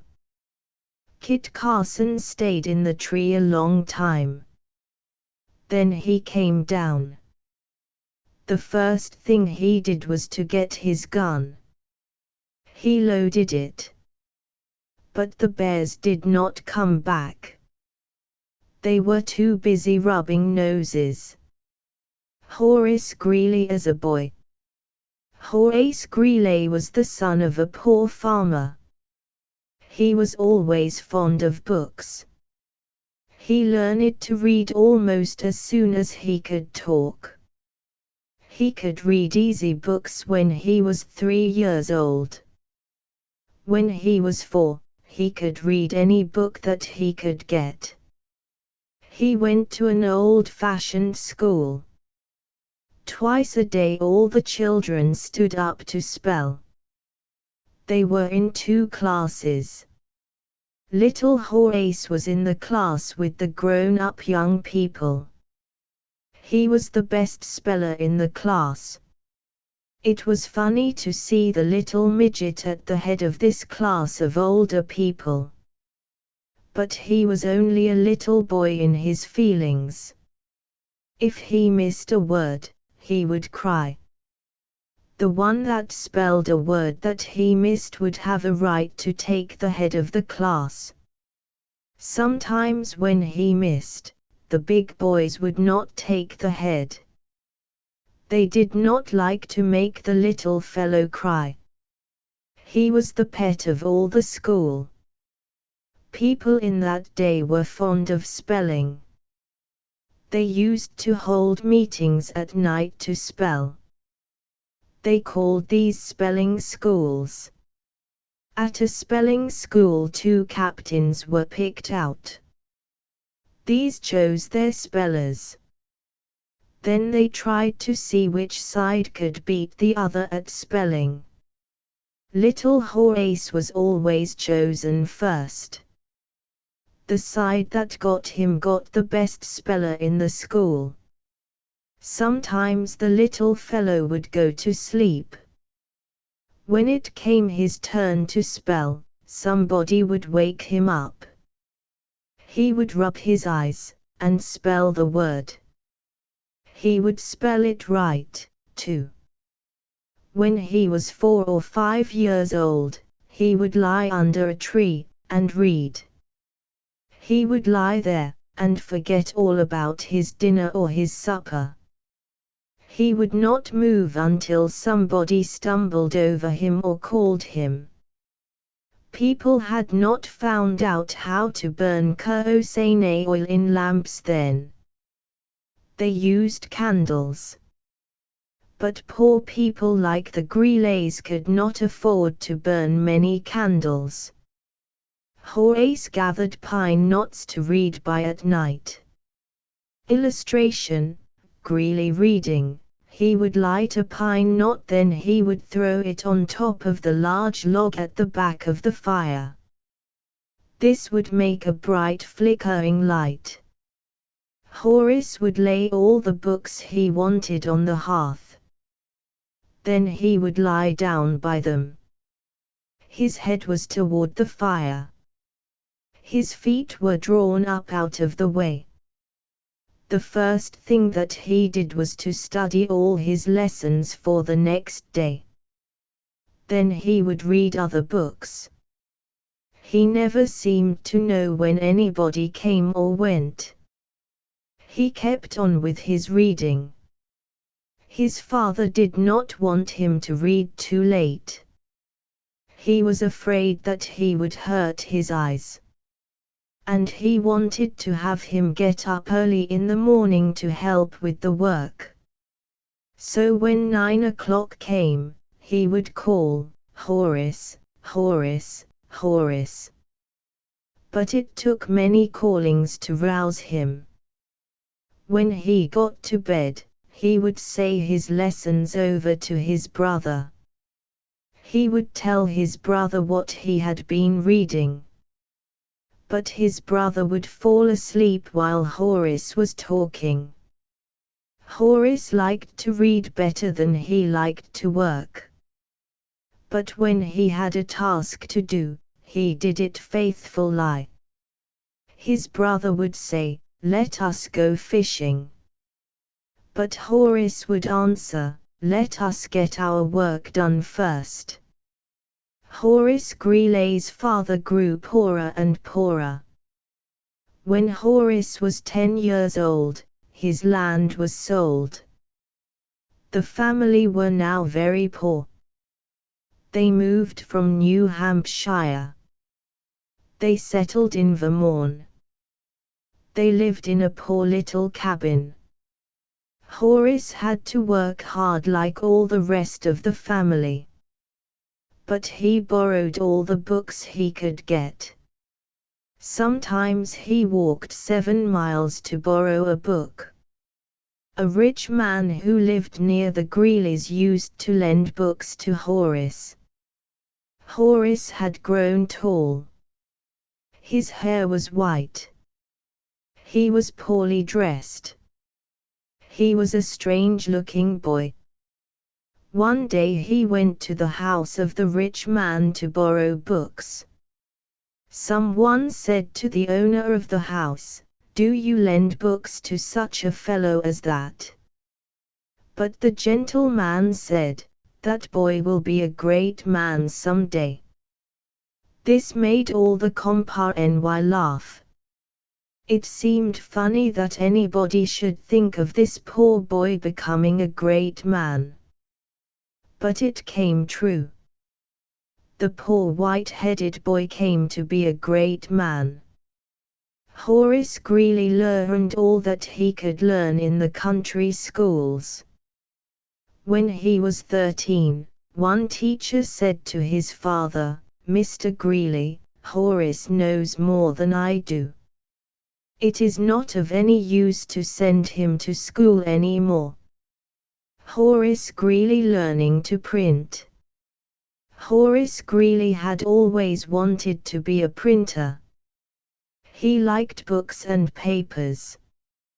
He thought it would be a fine thing to learn to make them. One day he heard that the newspaper at East Pulteney wanted a boy to learn the printer's trade. He walked many long miles to see about it. He went to see Mr. Bliss. Mr. Bliss was one of the owners of the paper. Horace found him working in his garden. Mr. Bliss looked up. He saw a big boy coming toward him. The boy had on a white felt hat with a narrow brim. It looked like a half-peck measure. His hair was white. His trousers were too short for him. All his clothes were coarse and poor. He was such a strange-looking boy, that Mr. Bliss wanted to laugh. "I heard that you wanted a boy," Horace said. "Do you want to learn to print?" Mr. Bliss said. "Yes," said Horace. "But a printer ought to know a good many things," said Mr. Bliss. "Have you been to school much?" "No," said Horace. "I have not had much chance at school. But I have read some." "What have you read?" asked Mr. Bliss. "Well, I have read some history, and some travels, and a little of everything." Mr. Bliss had examined a great many school teachers. He liked to puzzle teachers with hard questions. He thought he would try Horace with these. But the gawky boy answered them all. This tow-headed boy seemed to know everything. Mr. Bliss took a piece of paper from his pocket. He wrote on it, "Guess we'd better try him." He gave this paper to Horace, and told him to take it to the printing office. Horace, with his little white hat and strange ways, went into the printing office. The boys in the office laughed at him. But the foreman said he would try him. That night the boys in the office said to Mr. Bliss, "You are not going to take that tow-head, are you?" Mr. Bliss said, "There is something in that tow-head. You boys will find it out soon." Illustration: Greeley setting type. A few days after this, Horace came to East Pulteney to begin his work. He carried a little bundle of clothes tied up in a handkerchief. The foreman showed him how to begin. From that time he did not once look around. All day he worked at his type. He learned more in a day than some boys do in a month. Day after day he worked, and said nothing. The other boys joked him. But he did not seem to hear them. He only kept on at his work. They threw type at him. But he did not look up. The largest boy in the office thought he could find a way to tease him. One day he said that Horace's hair was too white. He went and got the ink ball. He stained Horace's hair black in 4 places. This ink stain would not wash out. But Horace did not once look up. After that, the boys did not try to tease him any more. They all liked the good-hearted Horace. And everybody in the town wondered that the boy knew so much. Horace's father had moved away to Pennsylvania. Horace sent him all the money he could spare. He soon became a good printer. He started a paper of his own. He became a famous newspaper man. A wonderful woman. Little Dorothy was poor.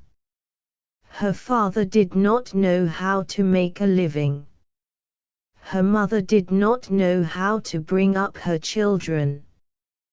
The father moved from place to place. Sometimes he printed little tracts to do good. But he let his own children grow up poor and wretched. Dorothy wanted to learn. She wanted to become a teacher. She wanted to get money to send her little brothers to school. Dorothy was a girl of strong will and temper. When she was 12 years old, she left her wretched home. She went to her grandmother. Her grandmother Dix lived in a large house in Boston. She sent Dorothy to school. Dorothy learned fast. But she wanted to make money. She wanted to help her brothers. When she was 14, she taught a school. She tried to make herself look like a woman. She made her dresses longer. She soon went back to her grandmother. She went to school again. Then she taught school. She soon had a school in her grandmother's house. It was a very good school. Many girls were sent to her school. Miss Dix was often ill. But when she was well enough, she worked away. She was able to send her brothers to school until they grew up. Besides helping her brothers, she wanted to help other poor children. She started a school for poor children in her grandmother's barn. After a while she left off teaching. She was not well. She had made all the money she needed. But she was not idle. She went one day to teach some poor women in an almshouse. Then she went to see the place where the crazy people were kept. These insane people had no fire in the coldest weather. Miss Dix tried to get the managers to put up a stove in the room. But they would not do it. Then she went to the court. She told the judge about it. The judge said that the insane people ought to have a fire. He made the managers put up a stove in the place where they were kept. Then Miss Dix went to other towns. She wanted to see how the insane people were treated. Some of them were shut up in dark, damp cells. One young man was chained up with an iron collar about his neck. Miss Dix got new laws made about the insane. She persuaded the states to build large houses for keeping the insane. She spent most of her life at this work. The Civil War broke out. There were many sick and wounded soldiers to be taken care of. All of the nurses in the hospitals were put under Miss Dix. She worked at this as long as the war lasted. Then she spent the rest of her life doing all that she could for insane people. The author of Little Women.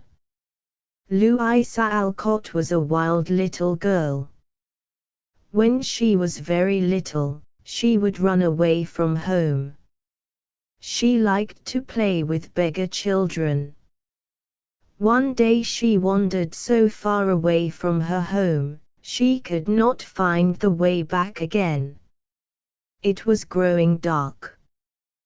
The little girl's feet were tired. She sat down on a doorstep. A big dog was lying on the step. He wagged his tail. That was his way of saying, "I am glad to see you." Little Louisa grew sleepy. She laid her head on the curly head of the big dog. Then she fell asleep. Louisa's father and mother could not find her. They sent out the town crier to look for her. The town crier went along the street. As he went, he rang his bell. Every now and then he would tell that a little girl was lost. At last the man with the bell came to the place where Louisa was asleep. He rang his bell. That waked her up. She heard him call out in a loud voice, "Lost, lost, a little girl 6 years old." She wore a pink frock, a white hat, and new green shoes. When the crier had said that, he heard a small voice coming out of the darkness. It said, "Why, that's me." The crier went to the voice, and found Louisa sitting by the big dog on the doorstep. The next day she was tied to the sofa to punish her for running away. She and her sisters learned to sew well. Louisa set up as a doll's dressmaker. She was then 12 years old. She hung out a little sign. She put some pretty dresses in the window to show how well she could do. Other girls liked the little dresses that she made. They came to her to get dresses made for their dolls. They liked the little dolls' hats she made better than all. Louisa chased the chickens to get soft feathers for these hats. She turned the old fairy tales into little plays. The children played these plays in the barn. One of these plays was Jack and the Beanstalk. A squash vine was put up in the barn. This was the beanstalk. When it was cut down, the boy who played giant would come tumbling out of the hayloft. Louisa found it hard to be good and obedient. She wrote some verses about being good. She was 14 years old when she wrote them. Here they are. My kingdom. A little kingdom I possess where thoughts and feelings dwell, and very hard I find the task of governing it well. For passion tempts and troubles me, a wayward will misleads, and selfishness its shadow casts on all my words and deeds. I do not ask for any crown but that which all may win, nor seek to conquer any world except the one within. The Alcott family were very poor. Louisa made up her mind to do something to make money when she got big. She did not like being so very poor. Illustration: one day she was sitting on a cartwheel thinking. She was thinking how poor her father was. There was a crow up in the air over her head. The crow was cawing. There was nobody to tell her thoughts to but the crow. She shook her fist at the big bird, and said, "I will do something by and by. Don't care what. I'll teach, sew, act, write, do anything to help the family. And I'll be rich and famous before I die. See if I don't." The crow did not make any answer. But Louisa kept thinking about the work she was going to do. The other children got work to do that made money. But Louisa was left at home to do housework. She had to do the washing. She made a little song about it. Here are some of the verses of this song. Illustration: a song from the suds. Queen of my tub, I merrily sing, while the white foam rises high, and steady I lie, wash and rinse and wring, and fasten the clothes to dry, then out in the free fresh air they swing, under the sunny sky. I am glad a task to me is given, to labor at day by day, for it brings me health and strength and hope. And I cheerful I learn to say, head you may think, heart you may feel, but hand you shall work alway. Louisa grew to be a woman at last. She went to nurse soldiers in the war. She wrote books. When she wrote the book called Little Women, all the young people were delighted. What she had said to the crow came true at last. She became famous. She had money enough to make the family comfortable. Asterisk asterisk asterisk. End of the Project Gutenberg ebook Stories of Great Americans for Little Americans. Asterisk asterisk asterisk. Updated editions will replace the previous one, the old editions will be renamed. Creating the works from print editions not protected by U.S. copyright law means that no one owns a United States copyright in these works, so the Foundation, and you, can copy and distribute it in the United States without permission and without paying copyright royalties. Special rules set forth in the general terms of use part of this license, apply to copying and distributing Project Gutenberg trademark symbol electronic works to protect the Project Gutenberg trademark symbol concept and trademark. Project Gutenberg is a registered trademark, and may not be used if you charge for an ebook, except by following the terms of the trademark license, including paying royalties for use of the Project Gutenberg trademark. If you do not charge anything for copies of this ebook, complying with the trademark license is very easy.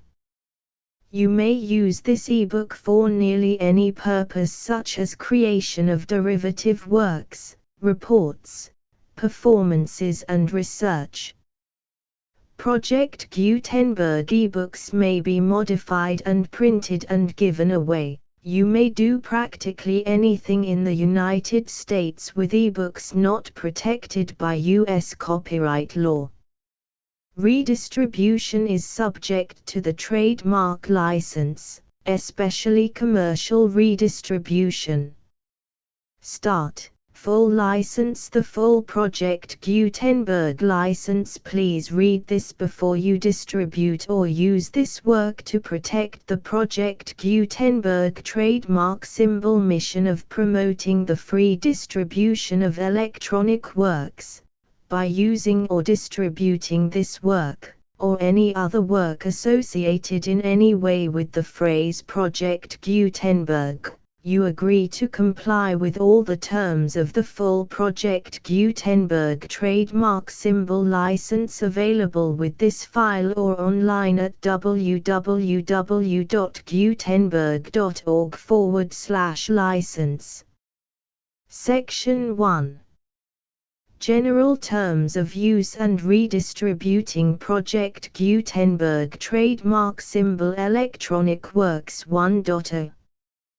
By reading or using any part of this Project Gutenberg trademark symbol electronic work, you indicate that you have read, understand, agree to and accept all the terms of this license and intellectual property, trademark/copyright, agreement. If you do not agree to abide by all the terms of this agreement, you must cease using and return or destroy all copies of Project Gutenberg trademark symbol electronic works in your possession. If you paid a fee for obtaining a copy of or access to a Project Gutenberg trademark symbol electronic work and you do not agree to be bound by the terms of this agreement, you may obtain a refund from the person or entity to whom you paid the fee as set forth in paragraph 1.e.8. 1.b. Project Gutenberg is a registered trademark. It may only be used on or associated in any way with an electronic work by people who agree to be bound by the terms of this agreement. There are a few things that you can do with most Project Gutenberg trademark symbol electronic works even without complying with the full terms of this agreement. See paragraph 1.c below. There are a lot of things you can do with Project Gutenberg trademark symbol electronic works if you follow the terms of this agreement and help preserve free future access to Project Gutenberg trademark symbol electronic works. See paragraph 1.e below. 1.c. The Project Gutenberg Literary Archive Foundation, the Foundation or PGLAF, owns a compilation copyright in the collection of Project Gutenberg trademark symbol electronic works. Nearly all the individual works in the collection are in the public domain in the United States. If an individual work is unprotected by copyright law in the United States and you are located in the United States, we do not claim a right to prevent you from copying, distributing, performing, displaying or creating derivative works based on the work as long as all references to Project Gutenberg are removed. Of course, we hope that you will support the Project Gutenberg trademark symbol mission of promoting free access to electronic works by freely sharing Project Gutenberg trademark symbol works in compliance with the terms of this agreement for keeping the Project Gutenberg trademark symbol name associated with the work. You can easily comply with the terms of this agreement by keeping this work in the same format with its attached full Project Gutenberg trademark symbol license when you share it without charge with others. 1.d. The copyright laws of the place where you are located also govern what you can do with this work. Copyright laws in most countries are in a constant state of change. If you are outside the United States, check the laws of your country in addition to the terms of this agreement before downloading, copying, displaying, performing, distributing or creating derivative works based on this work or any other Project Gutenberg trademark symbol work.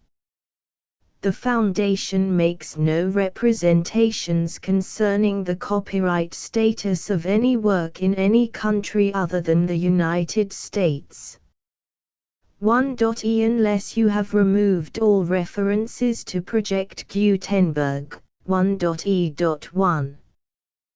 The following sentence, with active links to, or other immediate access to, the full Project Gutenberg trademark symbol license must appear prominently whenever any copy of a Project Gutenberg trademark symbol work, any work on which the phrase Project Gutenberg appears, or with which the phrase Project Gutenberg is associated, is accessed, displayed, performed, viewed, copied or distributed. This ebook is for the use of anyone anywhere in the United States and most other parts of the world at no cost and with almost no restrictions whatsoever.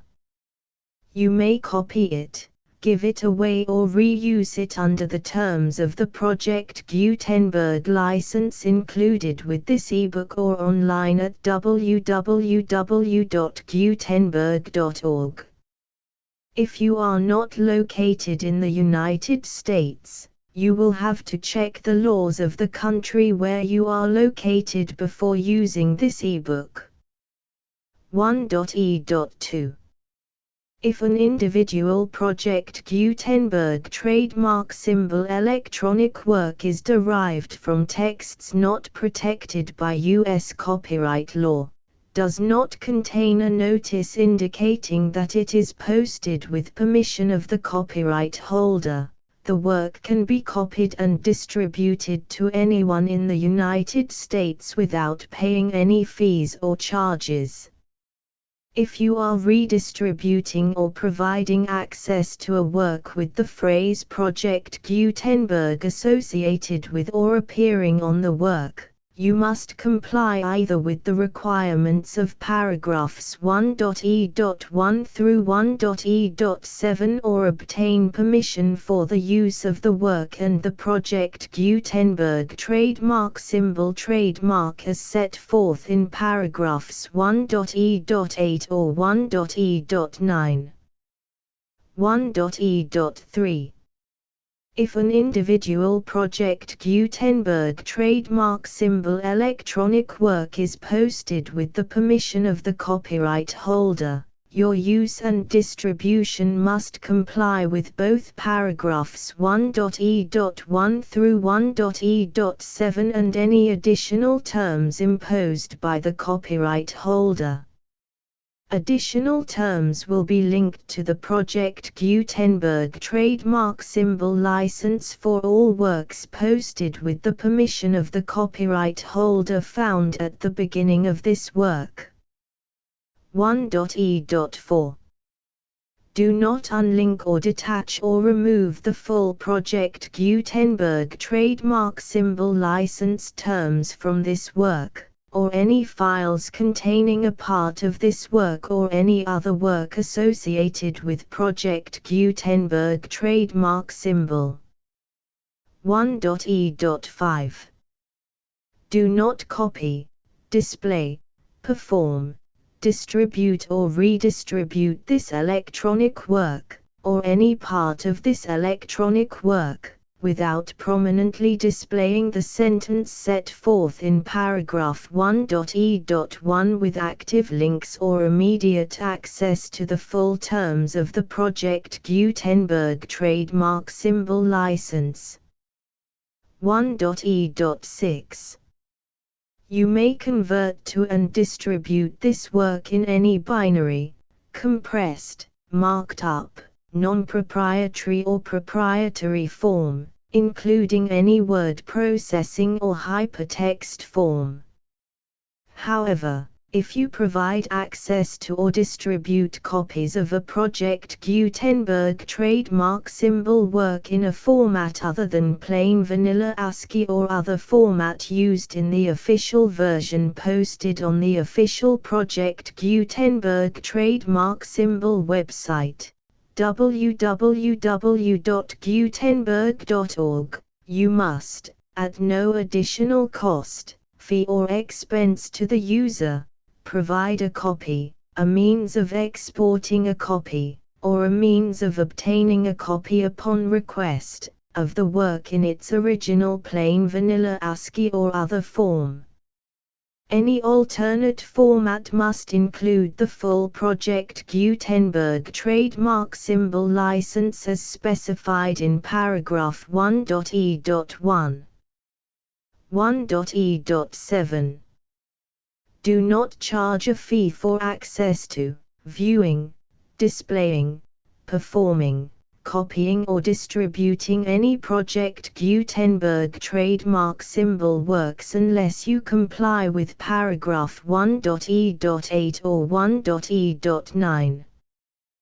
1.e.8. You may charge a reasonable fee for copies of or providing access to or distributing Project Gutenberg trademark symbol electronic works provided that you pay a royalty fee of 20% of the gross profits you derive from the use of Project Gutenberg trademark symbol works calculated using the method you already use to calculate your applicable taxes. The fee is owed to the owner of the Project Gutenberg trademark symbol trademark, but he has agreed to donate royalties under this paragraph to the Project Gutenberg Literary Archive Foundation. Royalty payments must be paid within 60 days following each date on which you prepare, or are legally required to prepare, your periodic tax returns. Royalty payments should be clearly marked as such and sent to the Project Gutenberg Literary Archive Foundation at the address specified in Section 4. Information about donations to the Project Gutenberg Literary Archive Foundation. You provide a full refund of any money paid by a user who notifies you in writing, or by email, within 30 days of receipt that he does not agree to the terms of the full Project Gutenberg trademark symbol license. You must require such a user to return or destroy all copies of the works possessed in a physical medium and discontinue all use of and all access to other copies of Project Gutenberg trademark symbol works. You provide, in accordance with paragraph 1.f.3, a full refund of any money paid for a work or a replacement copy, if a defect in the electronic work is discovered and reported to you within 90 days of receipt of the work.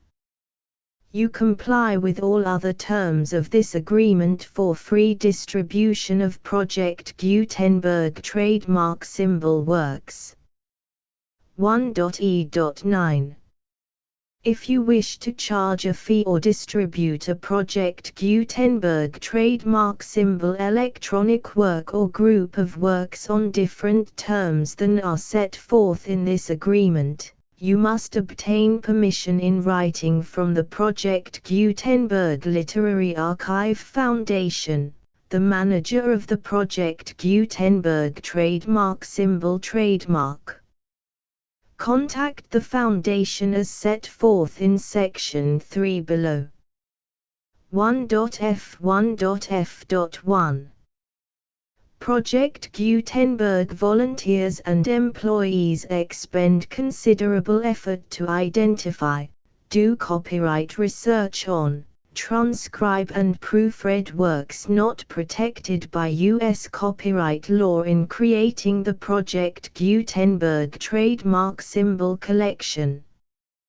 Despite these efforts, Project Gutenberg trademark symbol electronic works, and the medium on which they may be stored, may contain defects such as, but not limited to, incomplete, inaccurate or corrupt data, transcription errors, a copyright or other intellectual property infringement, a defective or damaged disk or other medium, a computer virus, or computer codes that damage or cannot be read by your equipment. 1.f.2. Limited warranty, disclaimer of damages, except for the right of replacement or refund described in paragraph 1.f.3, the Project Gutenberg Literary Archive Foundation, the owner of the Project Gutenberg trademark symbol trademark, and any other party distributing a Project Gutenberg trademark symbol electronic work under this agreement, disclaim all liability to you for damages, costs and expenses, including legal fees. You agree that you have no remedies for negligence, strict liability, breach of warranty or breach of contract except those provided in paragraph 1.f.3.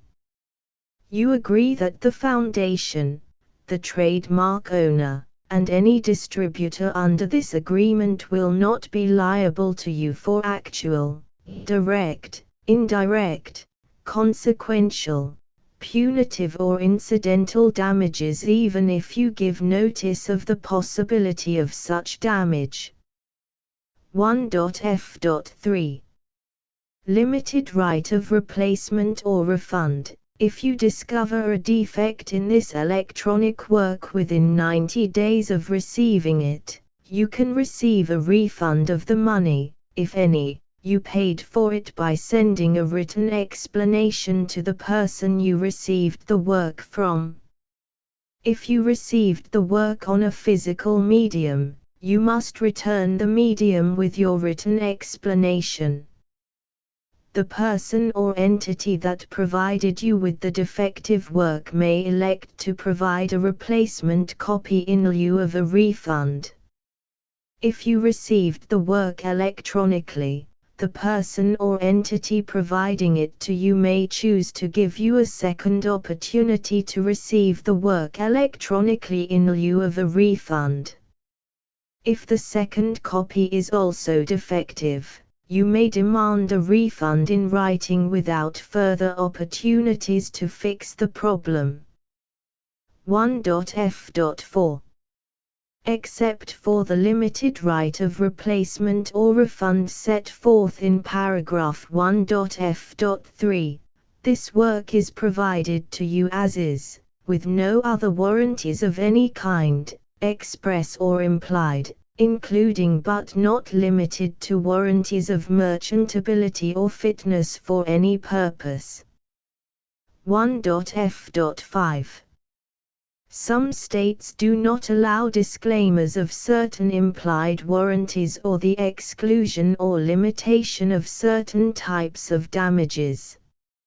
If any disclaimer or limitation set forth in this agreement violates the law of the state applicable to this agreement, the agreement shall be interpreted to make the maximum disclaimer or limitation permitted by the applicable state law.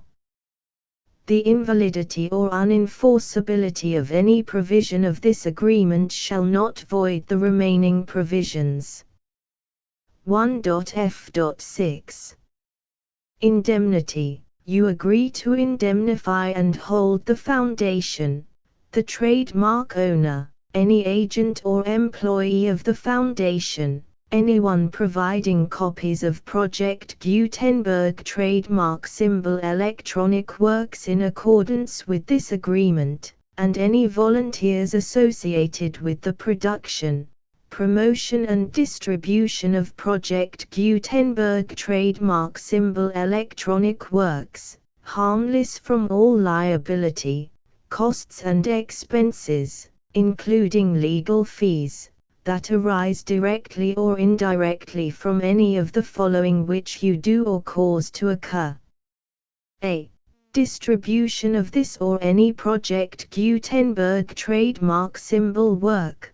B. Alteration, modification, or additions or deletions to any Project Gutenberg trademark symbol work, and C. Any defect you cause. Section 2. Information about the mission of Project Gutenberg trademark symbol. Project Gutenberg trademark symbol is synonymous with the free distribution of electronic works in formats readable by the widest variety of computers, including obsolete, old, middle-aged and new computers. It exists because of the efforts of hundreds of volunteers and donations from people in all walks of life. Volunteers and financial support to provide volunteers with the assistance they need are critical to reaching Project Gutenberg trademark symbol's goals and ensuring that the Project Gutenberg trademark symbol collection will remain freely available for generations to come. In 2001, the Project Gutenberg Literary Archive Foundation was created to provide a secure and permanent future for Project Gutenberg trademark symbol and future generations. To learn more about the Project Gutenberg Literary Archive Foundation and how your efforts and donations can help, see sections 3 and 4 and the Foundation information page at www.gutenberg.org. Section 3. Information about the Project Gutenberg Literary Archive Foundation. The Project Gutenberg Literary Archive Foundation is a non-profit 501(c)(3) educational corporation organized under the laws of the state of Mississippi and granted tax-exempt status by the Internal Revenue Service. The Foundation's IN or Federal Tax Identification Number is 64-6221541. Contributions to the Project Gutenberg Literary Archive Foundation are tax-deductible to the full extent permitted by U.S. federal laws and your state's laws. The Foundation's business office is located at 809 North 1500 West, Salt Lake City, UT 84116, 801-596-1887. Email contact links and up-to-date contact information can be found at the Foundation's website and official page at www.gutenberg.org/contact section 4.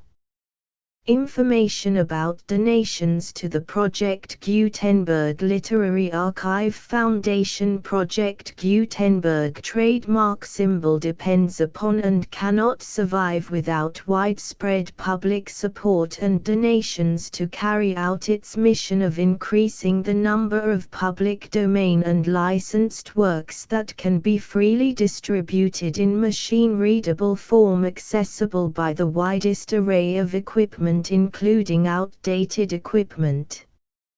Many small donations, $1 to $5,000, are particularly important to maintaining tax-exempt status with the IRS. The Foundation is committed to complying with the laws regulating charities and charitable donations in all 50 states of the United States.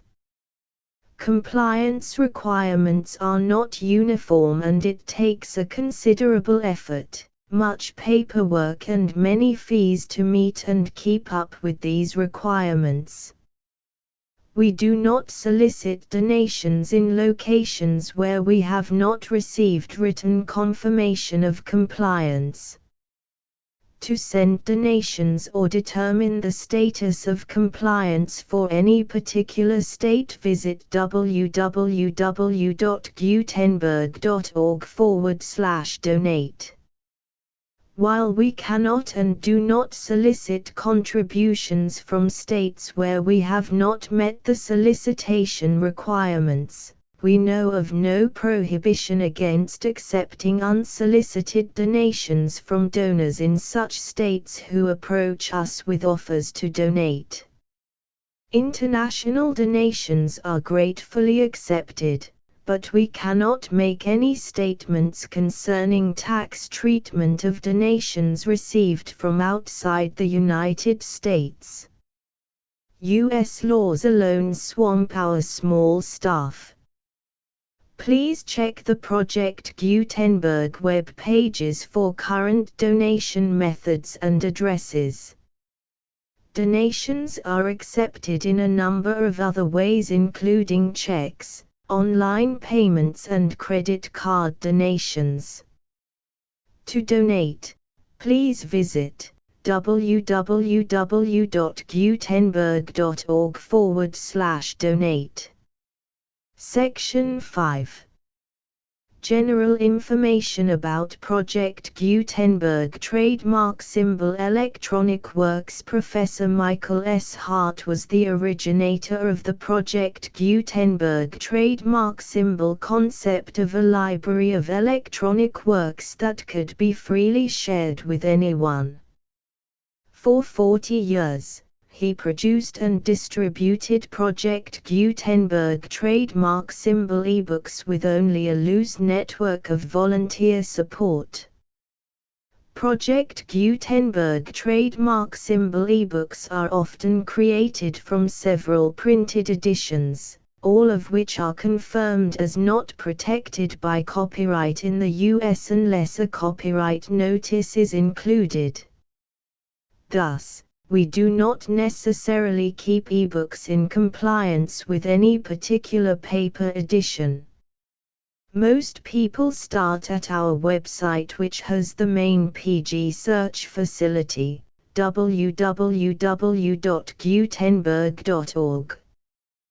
This website includes information about Project Gutenberg trademark symbol, including how to make donations to the Project Gutenberg Literary Archive Foundation, how to help produce our new ebooks, and how to subscribe to our email newsletter to hear about new ebooks.